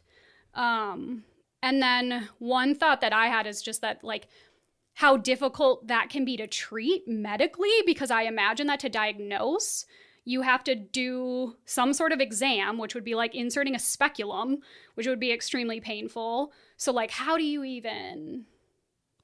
Yeah, if there's some sort of like cyst or whether it be a benign or malignant tumor or whatever, you can do like ultrasound scans of like the uterus, the cervix, vagina. But yeah, I don't know. I mean, you got to go in there with the speculum and those things dilate quite a bit. I don't know. Well, there are like some treatments for people with sexual pain disorders. I mean, one easy, obvious one, well, I guess I shouldn't say like easy because that is a big factor for people, but like non-penetrative sex.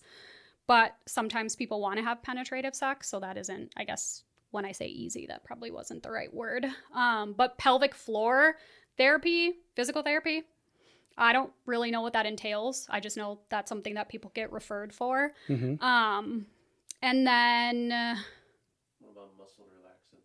Yeah, there can be like lidocaine type stuff, muscle relaxers for that. And then they do have like dilators that look like dildos. There's all kinds of different sizes so that people can start to like practice kind of like gauges in your ears. Yeah. So they like get the vagina used to increasing amounts of penetration. Yeah. The like pelvic floor side of things, that is like common area for people after they deliver a baby. So your pelvic floor is, you can think of it as like this basket that holds everything in your pelvis, like nice and structured. And so after you deliver a baby, you could think of like those muscles are stretched out quite a bit. And now you don't have proper structure of your vagina, of your rectum, of everything in your pelvis, like your bladder. This is why after pregnancy, people might have like leakage of urine from sneezing or just jumping and things like that. But strengthening the pelvic floor muscles will help improve or get that back to baseline. So yeah, I know that is like physical therapy technique used for people with issues with sexual. I used to train females that had kids. They're like middle age, and they would do like jumping jacks, any jumping activities, like pee would come out. I didn't know that when I was a trainer, and they're like, I can't really do this. So like doing pelvic floor exercises could and like Kegels. Yeah. So and that would actually help. Pelvic floor exercise. Put that in their workout. Yeah, Kegels. Like I'm not gonna do any more Kegels jumping with it. Bring back Kegels. Here's some Kegel exercises.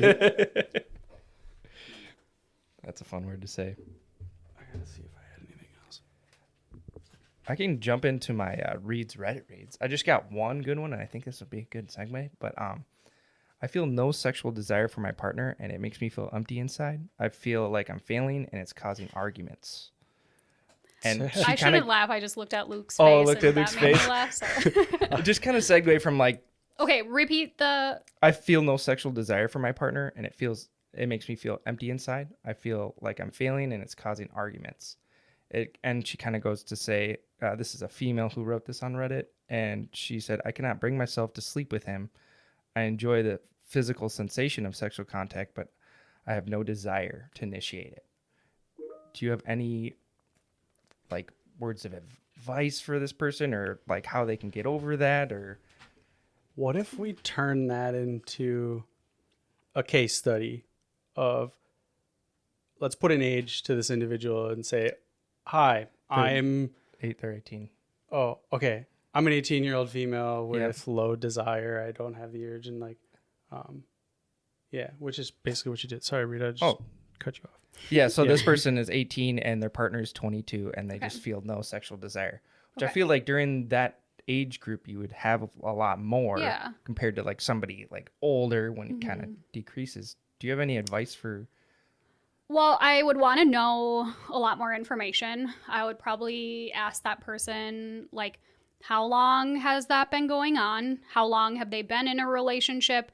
Has that person always felt a lack of desire or a lack of attraction to that partner? Is this something that, like, started happening more recently? Trying to figure out, like, is there something we can attribute it to? Is there, like, a trauma within the relationship? Sometimes that can like cause it if a partner cheats or if there's like something traumatic that happens in the relationship, trying to piece that out. They say that they're not sexually attracted to anybody. Not sexually attracted to anyone. Yeah. Okay, so that person maybe is asexual. Okay. If they don't have any like desire or interest in sex with any person, there's such thing as asexuality, which maybe that's something that they could try to figure out with a provider too. But that would, someone who's like asexual and doesn't have an interest in sex might still have interest in relationships. So they still might want to like be in relationships with people. They're still interested in that like attachment piece, but just don't want to be sexual. Yeah, that makes sense. Yeah. So just finding out like what your sexuality is. Like maybe that's what. Yeah, because I didn't hear that part, but I was going to ask like, do they have attraction to other people and it's just their partner? So assessing all that. But if there's like no attraction to anyone and they've never had that, then I would wonder if they're asexual. And like, would they go seek therapy for that? Go talk to their like, what would their plan? I would say for this person, that makes sense just because they're talking about that it's causing distress, right? In the very like beginning, it was like they're failing and it's causing arguments. That part, I would think therapy would be really helpful for like, let's try to work through that piece, like reduce some of the distress, some of those feelings, work on some of the relational issues. Yeah. Sometimes education about asexuality too could be helpful. Yeah, that's perfect. That's the only one I found on Reads, but like I thought that one was important. Yeah. And I thought it was just interesting that it was a younger person. Usually I feel like you hear that more with older people, but yeah. I feel like segueing on that, there's it's kind of funny how these medications are not blown up like I feel like Viagra is, but I think it was like 2015, the study started coming out. In 2019, the FDA approved Adi and Vyleesi. These two medications are like the Viagra for women, and they are approved for like low desire. And the Adi medication was actually used to treat depression, and it was a similar thing as Viagra, where they're like, oh, this is like improving sexual desire, and we're getting these like positive results from this. And so now it is approved for that, where like it's meant to be taken before having sex, and it will increase the like desire to have sex. And then the Vyleesi medication will do that, and then in addition to that, increase arousal during sex. And yeah, so those medications are available. I feel like you never hear about. Yeah, it's just the Viagra. That's like what everybody. Yeah, exactly. I was honestly gonna ask that. I was like, is there something for women that struggle with this? Oh, okay. I got some fun facts. I love that smile, dude. All right, so post-sex sadness is a thing. Is that true, Toni? Don't you love my fun facts? I don't know if that was a fact or you asked the question. Him trying to say, guys, post-sex sadness is a thing. Right, Toni? It's called postcoital. Why did I say that so funny? Postcoital dysmorphia. Interesting. I've never heard of that. Okay, it might not be true, Google. Well, maybe it is. I don't know. You have to look into that. Sex can increase. I haven't talked the whole time. Sex can increase pain tolerance. Yes, sex, during arousal, your tolerance to pain is much higher. So like, if you think about like some people like nipple stimulation or something like that during sex, you can pinch your nipple much harder during sex and be able to tolerate that, versus like if I were to do that to you right now, you'd be like, ow, but it can be enjoyable in the moment. And so sometimes like those sensations, I've actually heard that before. I used to watch The Man Show growing up on Spike TV. It's not a thing anymore. Yeah, but like if you're under immense pain, you just think about like having sex and your body just naturally like has a better pain tolerance, which kind of sounds on par with what you guys were just talking about. So that just popped right in the brain, right in the dome. That's true. I got more. Sex or orgasms can help your creative mind, creative thinking and problem solving. That makes sense. That checks out. After you have orgasm, you just Picasso it up. Just all of a sudden, you just I hit a plateau. You get writer's block. Writer's block. You just rip one out real quick. I'm surprised we didn't talk about this. Masturbation. If this for people with penises, having orgasms can help prevent cancer, prostate cancer. I heard that too. Is that true? We don't have the research on that. Now what? This is great. That's why it is a good Joe fact. Because now Luke, what orgasm can do is it can improve sleep. We talked about that in the sleep podcast. Mm-hmm. Like having sex to an orgasm will increase your quality of sleep. Increasing sleep quality will have the millions of effects. Go listen to those podcasts if you haven't yet. Sleep one's good. That could decrease your risk of cancer in general. So in a roundabout way, but as far as I'm aware, there haven't been any like direct studies of like. Okay. Wait, did you say prostate cancer? I think so. Specifically? Yeah, that's what I said. Yeah. Because that would be interesting of like considering the ejaculate has to go through the prostate. There could be something Cleaning it out. I don't know. I'm not aware of Your any. sperm is like a cleaner. Your sperm's a cleaner. Like Mr. Clean. You can also have like refractory ejaculate where you like ejaculate, but it goes backwards. Like you don't actually like cause it, you can't fire across the room. Yeah. Anyway, continue. Okay, so here's all right now. What do you think the longest orgasm is for a Like how long it lasts? woman? Or... No, this is like 4 hours. a stat. 4 hours. Like the longest orgasm ever happened or Continuously. ever occurred for a woman Yeah. is what you're asking. Oh. Okay. I remember seeing some like crazy like YouTube or like not a commercial, wouldn't have been a commercial. It was like a TV thing, like one of those like random like this individual is hoarded their entire life, and you like look at how much stuff. I think there was someone with like this like constant orgasm, like that was a thing. Oh. But anyway, 24 hours. 24 a whole day. It's called persistent genital arousal disorder. That was a Grey's Anatomy episode.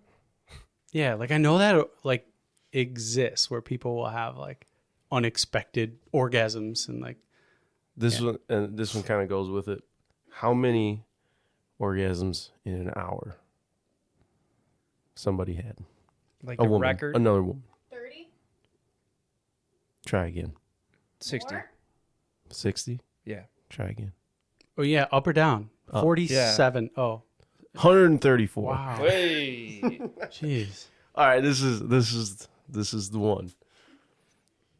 The longest ejaculate distance Nice. Are we going meters or and speed.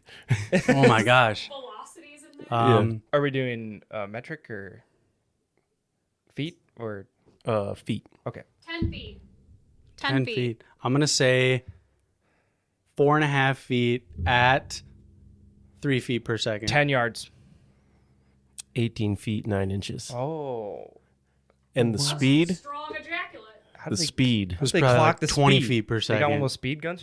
42.7 miles per hour. Ouch! Dangerous. No That'd be like an airsoft gun No pelt. way. Holy cow. That was Joe's fun fact. Wow. Thanks, Joe. Wow. All right, so let's come back to your practice. Like, tell us about your clientele and the approach that you take with these individuals, and like, what do we know about people who are acting out inappropriately sexually? Like, what are the most common issues with those individuals, and how do you approach it? Okay. So the last 5 years I've been working with like adolescents and older teens who've acted out sexually. So a lot of the approach to working with them is like education, educating them about consent, healthy boundaries, the laws, how to practice healthy sexuality. So it's a lot of the things we talked about today because they just don't have that education and understanding. Then we do a lot of examining offense dynamics, so trying to understand their motivations for acting out sexually, what needs were they trying to meet. We approach sexual acting out from a good lives model perspective, so that's basically like we as humans, all people, have the same primary needs that we're trying to meet throughout our life. We can either meet those in healthy ways or unhealthy ways, and so the idea here is that sexual offending is a way to meet those same needs, but doing it in just unhealthy ways. So we're trying to understand the needs people are trying to meet, and then we're trying to teach them how to meet those needs in healthy ways. Does that kind of make sense? Yeah, totally makes sense. I would say that's like, in a nutshell, the work that we're doing. And is it effective? Like, yeah. And well, recidivism rates for adolescents, for sexual recidivism rates for adolescents are super, super low. Some studies show it as low as like 2%. So what's recidivism? Like reoffending. Oh, okay. The percentage of people who reoffend is super low. Okay. So there is an effective.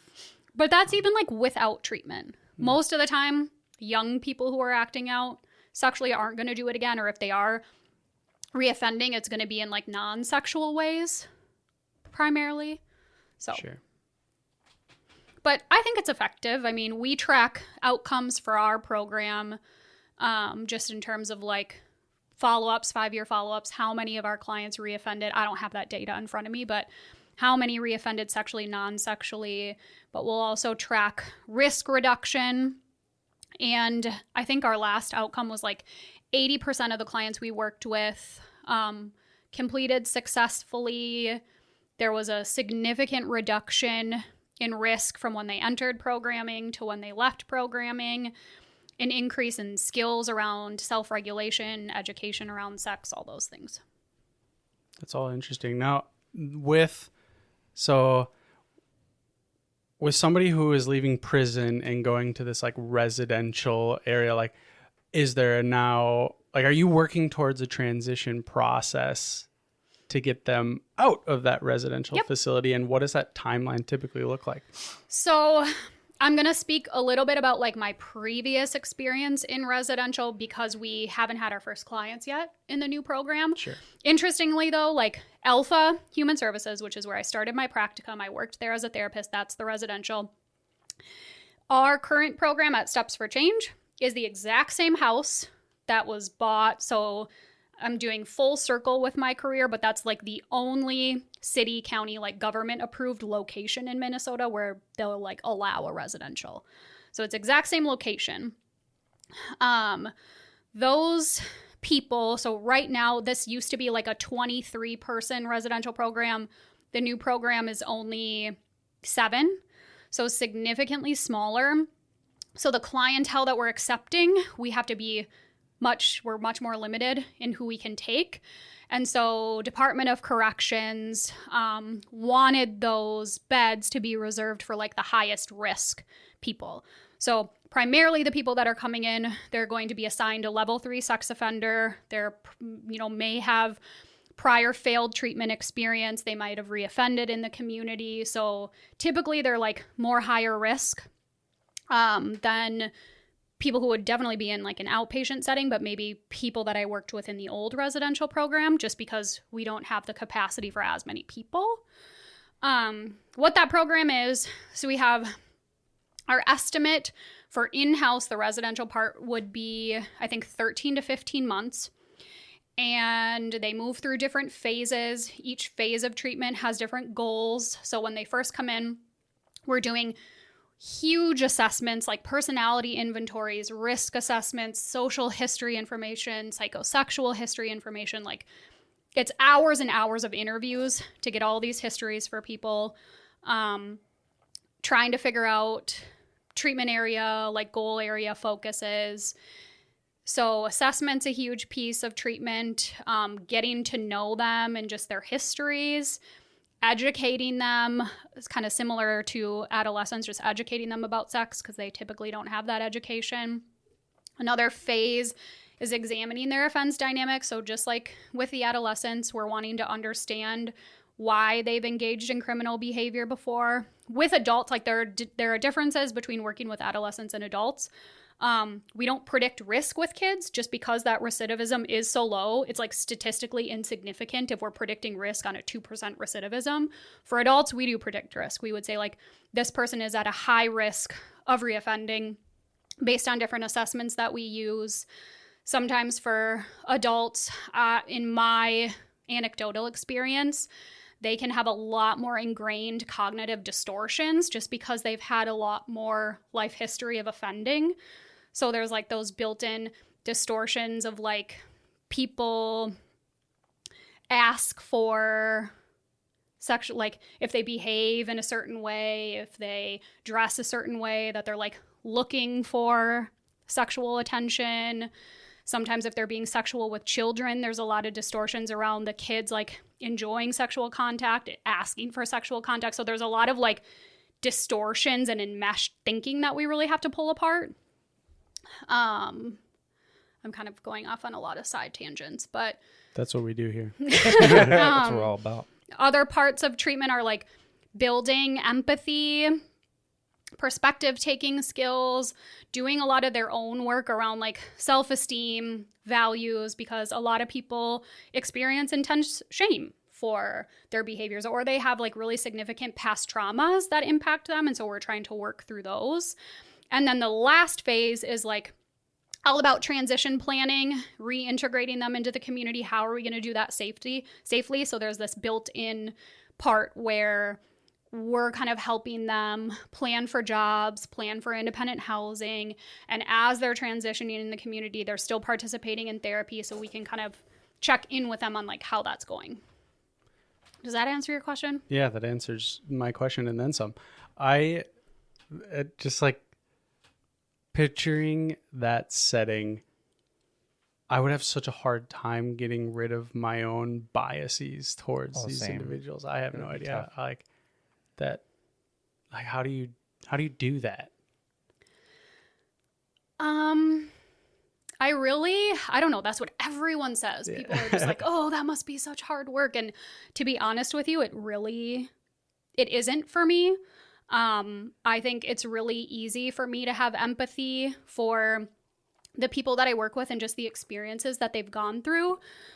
I don't think that there's anyone that I've worked with that hasn't had some sort of trauma in their life. And so it helps me to just have empathy for that experience. Like I can connect on that human level for like what they've went through and experiences that they've had.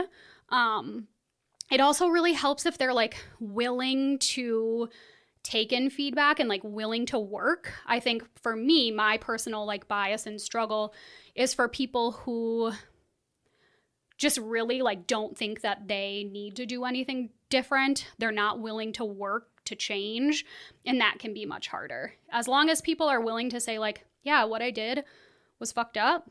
I don't like it.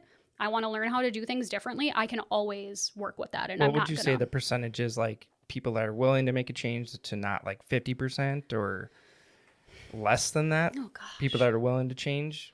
We're actually going to be collecting data on this for our quality assurance for people coming in on their states of change. So I'll be able to have an answer to that in 5 years when we get that research back. But I don't know. I would say like a majority of the people I work with, we can get at least some common ground on something they want to work with just to get the buy-in. Maybe it's not about their sexual offense right away. Maybe they're like, I just have a lot of anxiety, or I have a previous experience with like physical abuse, or my relationship is suffering.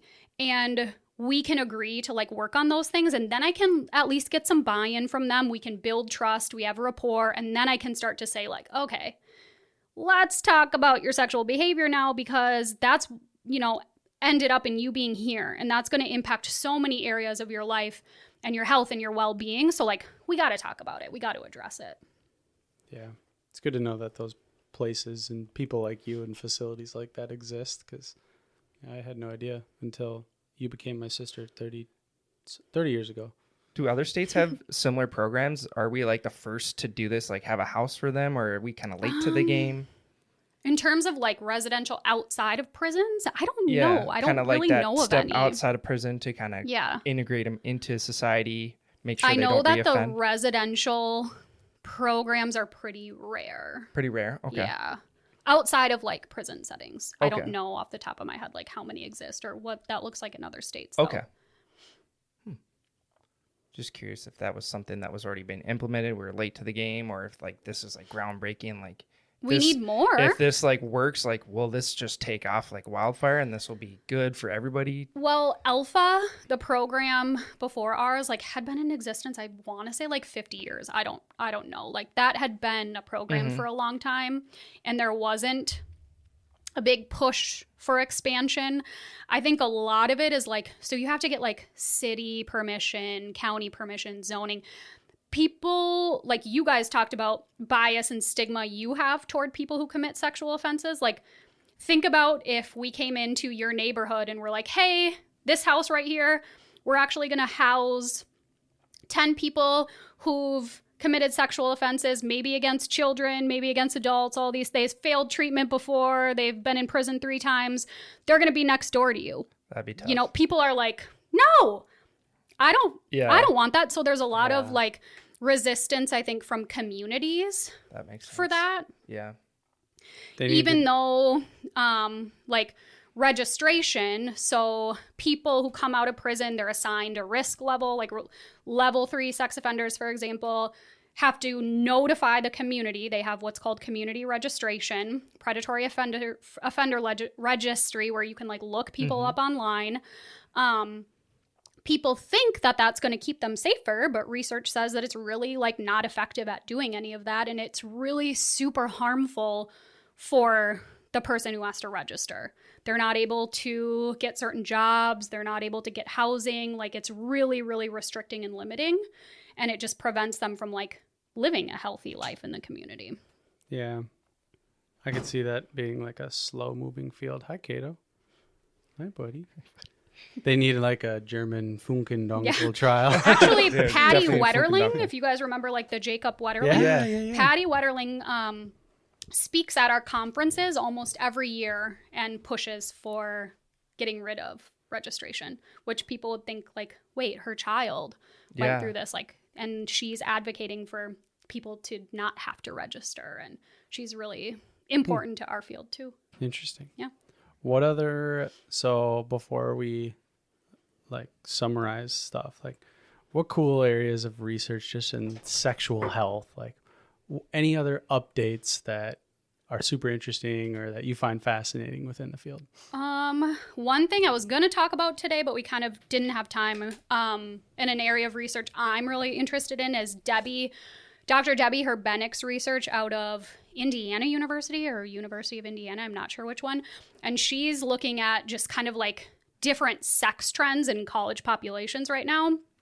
And what she's finding is like the prevalence of a lot of rough sex in college students and even a lot younger. So like choking is a huge one. And I was like very surprised to see the prevalence of how often that's happening. And I think the big takeaways that I've gathered from her research are like these things are happening with younger and younger populations. Like people report first experiencing choking at age 13. Jeez. And choking is kind of like not the right term, right? Because choking implies that it's something inside your throat or esophagus blocking your airway. What we're actually talking about with the hand on the throat is strangulation, right? But we're saying choking because that's kind of how society is defining it, how it's showed in pornography, how it's showed in the media. So like people very young are reporting engaging in that behavior. And I think the most significant thing for me is that they're reporting that that is something that's done to them without talking about it first, without consent. A partner is just choking them sometimes during kissing, sometimes during intercourse, and it's nothing that's discussed. And then people are reporting a lot of different, I guess, like, I don't know what we would call it, reactions to that. Like after being choked, sometimes there's a loss of consciousness, there's dizziness, there's lightheadedness. I mean, lots of different things happen when we're restricting air, and that can be really significant too. So that's been a really interesting area of research to me, just to find how like sex trends are changing and how what we term like rough sex is becoming much more the norm. And just, I want to make it clear that like, I don't want to kink shame. I think that choking can be a really like, cool, you want to do that in your relationship? Awesome. However, that needs to be done safely. People in like BDSM or kink communities are really great about having conversations around those behaviors, getting consent, talking about like, how would I know if I'm crossing your line, and safe words and all that stuff, so that they're being safe. And what this research is showing is that this is happening in populations of people where they're not practicing any of that. They're not getting consent. They're not talking about it first. They're not talking about it afterwards. And then the students who were talking about experiences with choking, a lot of times afterward, they're saying things like, I really didn't like that. It made me feel unsafe. Or even the person doing the choking was like, I made a partner pass out, and that really scared me. And they liked it, but I really didn't. And so there's all of this like crazy stuff around that, yeah. Wow. That's interesting. And I wonder like how much like social media and things like that Huge. Is influencing it. So I've listened to Dr. Herbenek or Bennett conferences and workshops where she's presented on her research.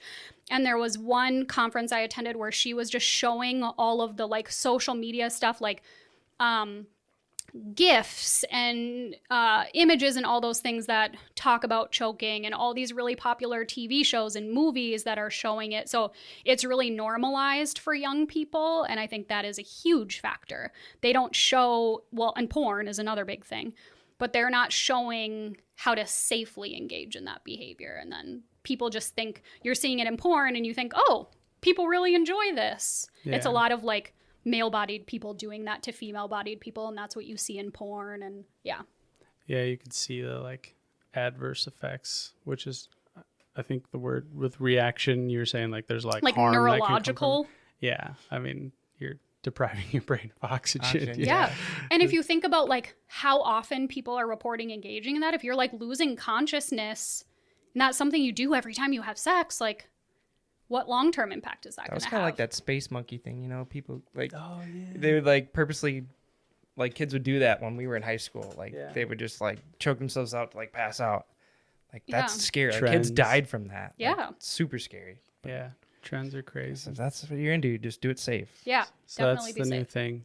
I mean, it's good to be aware of those things. Mm-hmm. And like, again, for like parents talking to kids and letting them know, like Dr. Herbenek said that for her young kids, she always talks about like safety with the neck, like always making sure if our kids are roughhousing that they know do not ever put hands on people's necks, and talking about the danger with that, just kind of like how we introduce kids to that stuff too. Interesting. The world's a crazy place. Yeah. It is a crazy place. Any other topics that you wanted to bring up before we summarize? So in like my view of the summary, and like the message that I think we did a really good job of sending in this podcast with having you on and talking about these things, is like to just drive home the point of this is a component of your health. Like your sexual health applies to every other aspect of your health. And if you don't have if you have a low sexual health, like that's going to contribute to poor mental health and physiological health. And just knowing that there are so many different things you can do for all these different sexual dysfunctions, you just have to make the right people aware. So like sex therapy, couples therapy, go to your physician and bring these things up, or even just talking about it with your partner and being open about these things. And like, that's going to have such an impact on so many other aspects of your life. And then also just a little plug for like, you look at the research of exercise and what that does to sexual function, especially with age. Just get out there and be active, right? Yeah. Pick some stuff up, put it down. Pick some stuff up, put it down. Yeah, penis push-ups. What's your summary takeaway for everybody? I think that sums it up too. Sexual health really impacts every single area of your life.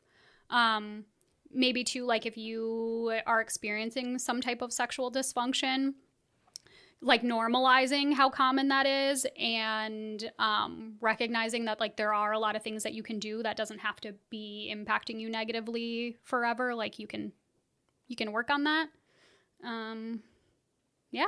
And that you should work on it. Yeah. Like you should go get these things figured out and get help and do that because it's gonna have an impact. And that in general, we like don't talk about sex enough and we don't educate people about sex enough. And so just trying to like create a dialogue where that can happen so people feel more comfortable. Yeah. Any more fun facts, Joe? Oh, should we play the boner, how the boner grows song? Ask your question. I do. Before we end, I do have a thought-provoking question, though. Okay.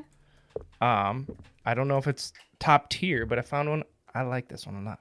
Why do you always preface with that? Just say it. Because now I'm gonna think it's not top tier.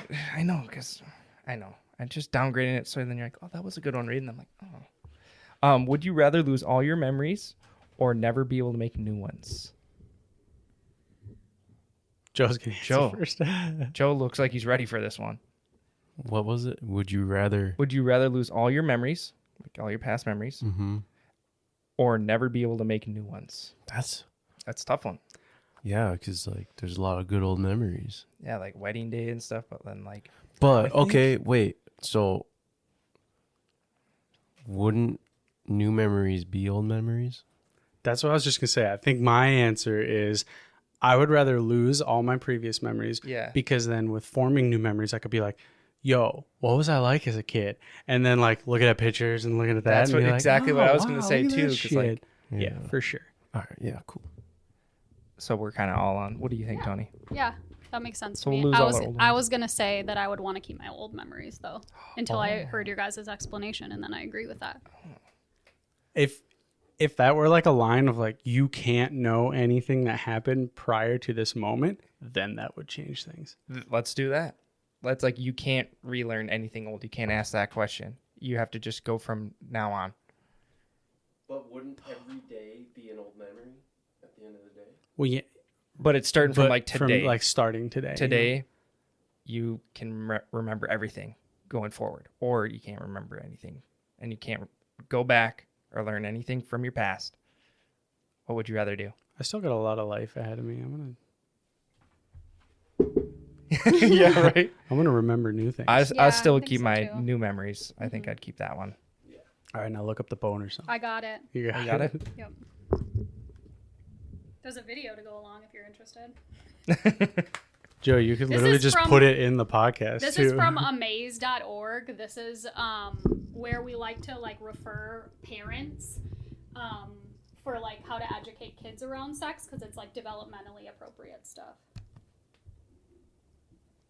Oh wait, I have my audio.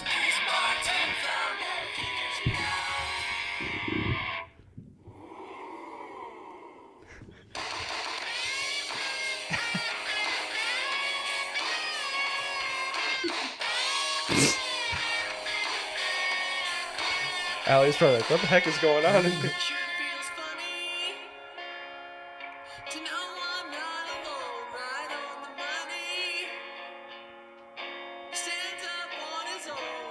It's normal for guys to get 4 to 5 erections per night.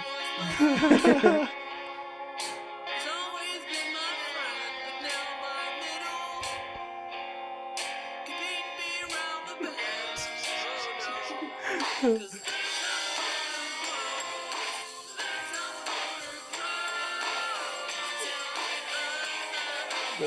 hilarious. Tell me I'm not alone.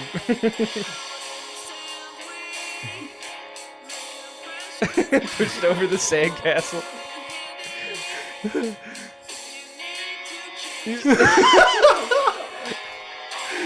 Trained Jacking up a stunt car. professional.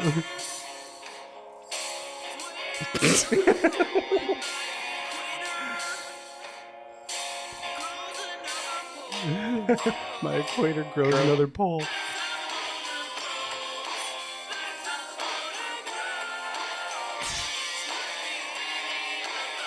Not really a bone. Sorry.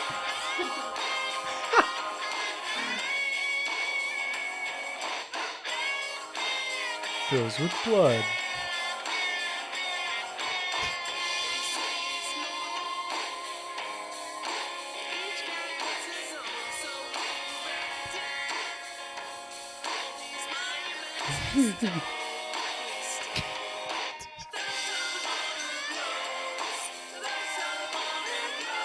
Sounds like Green Day.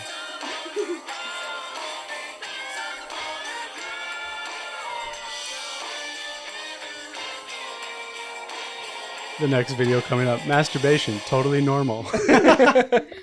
That's incredible. So that's going to be the new kids song.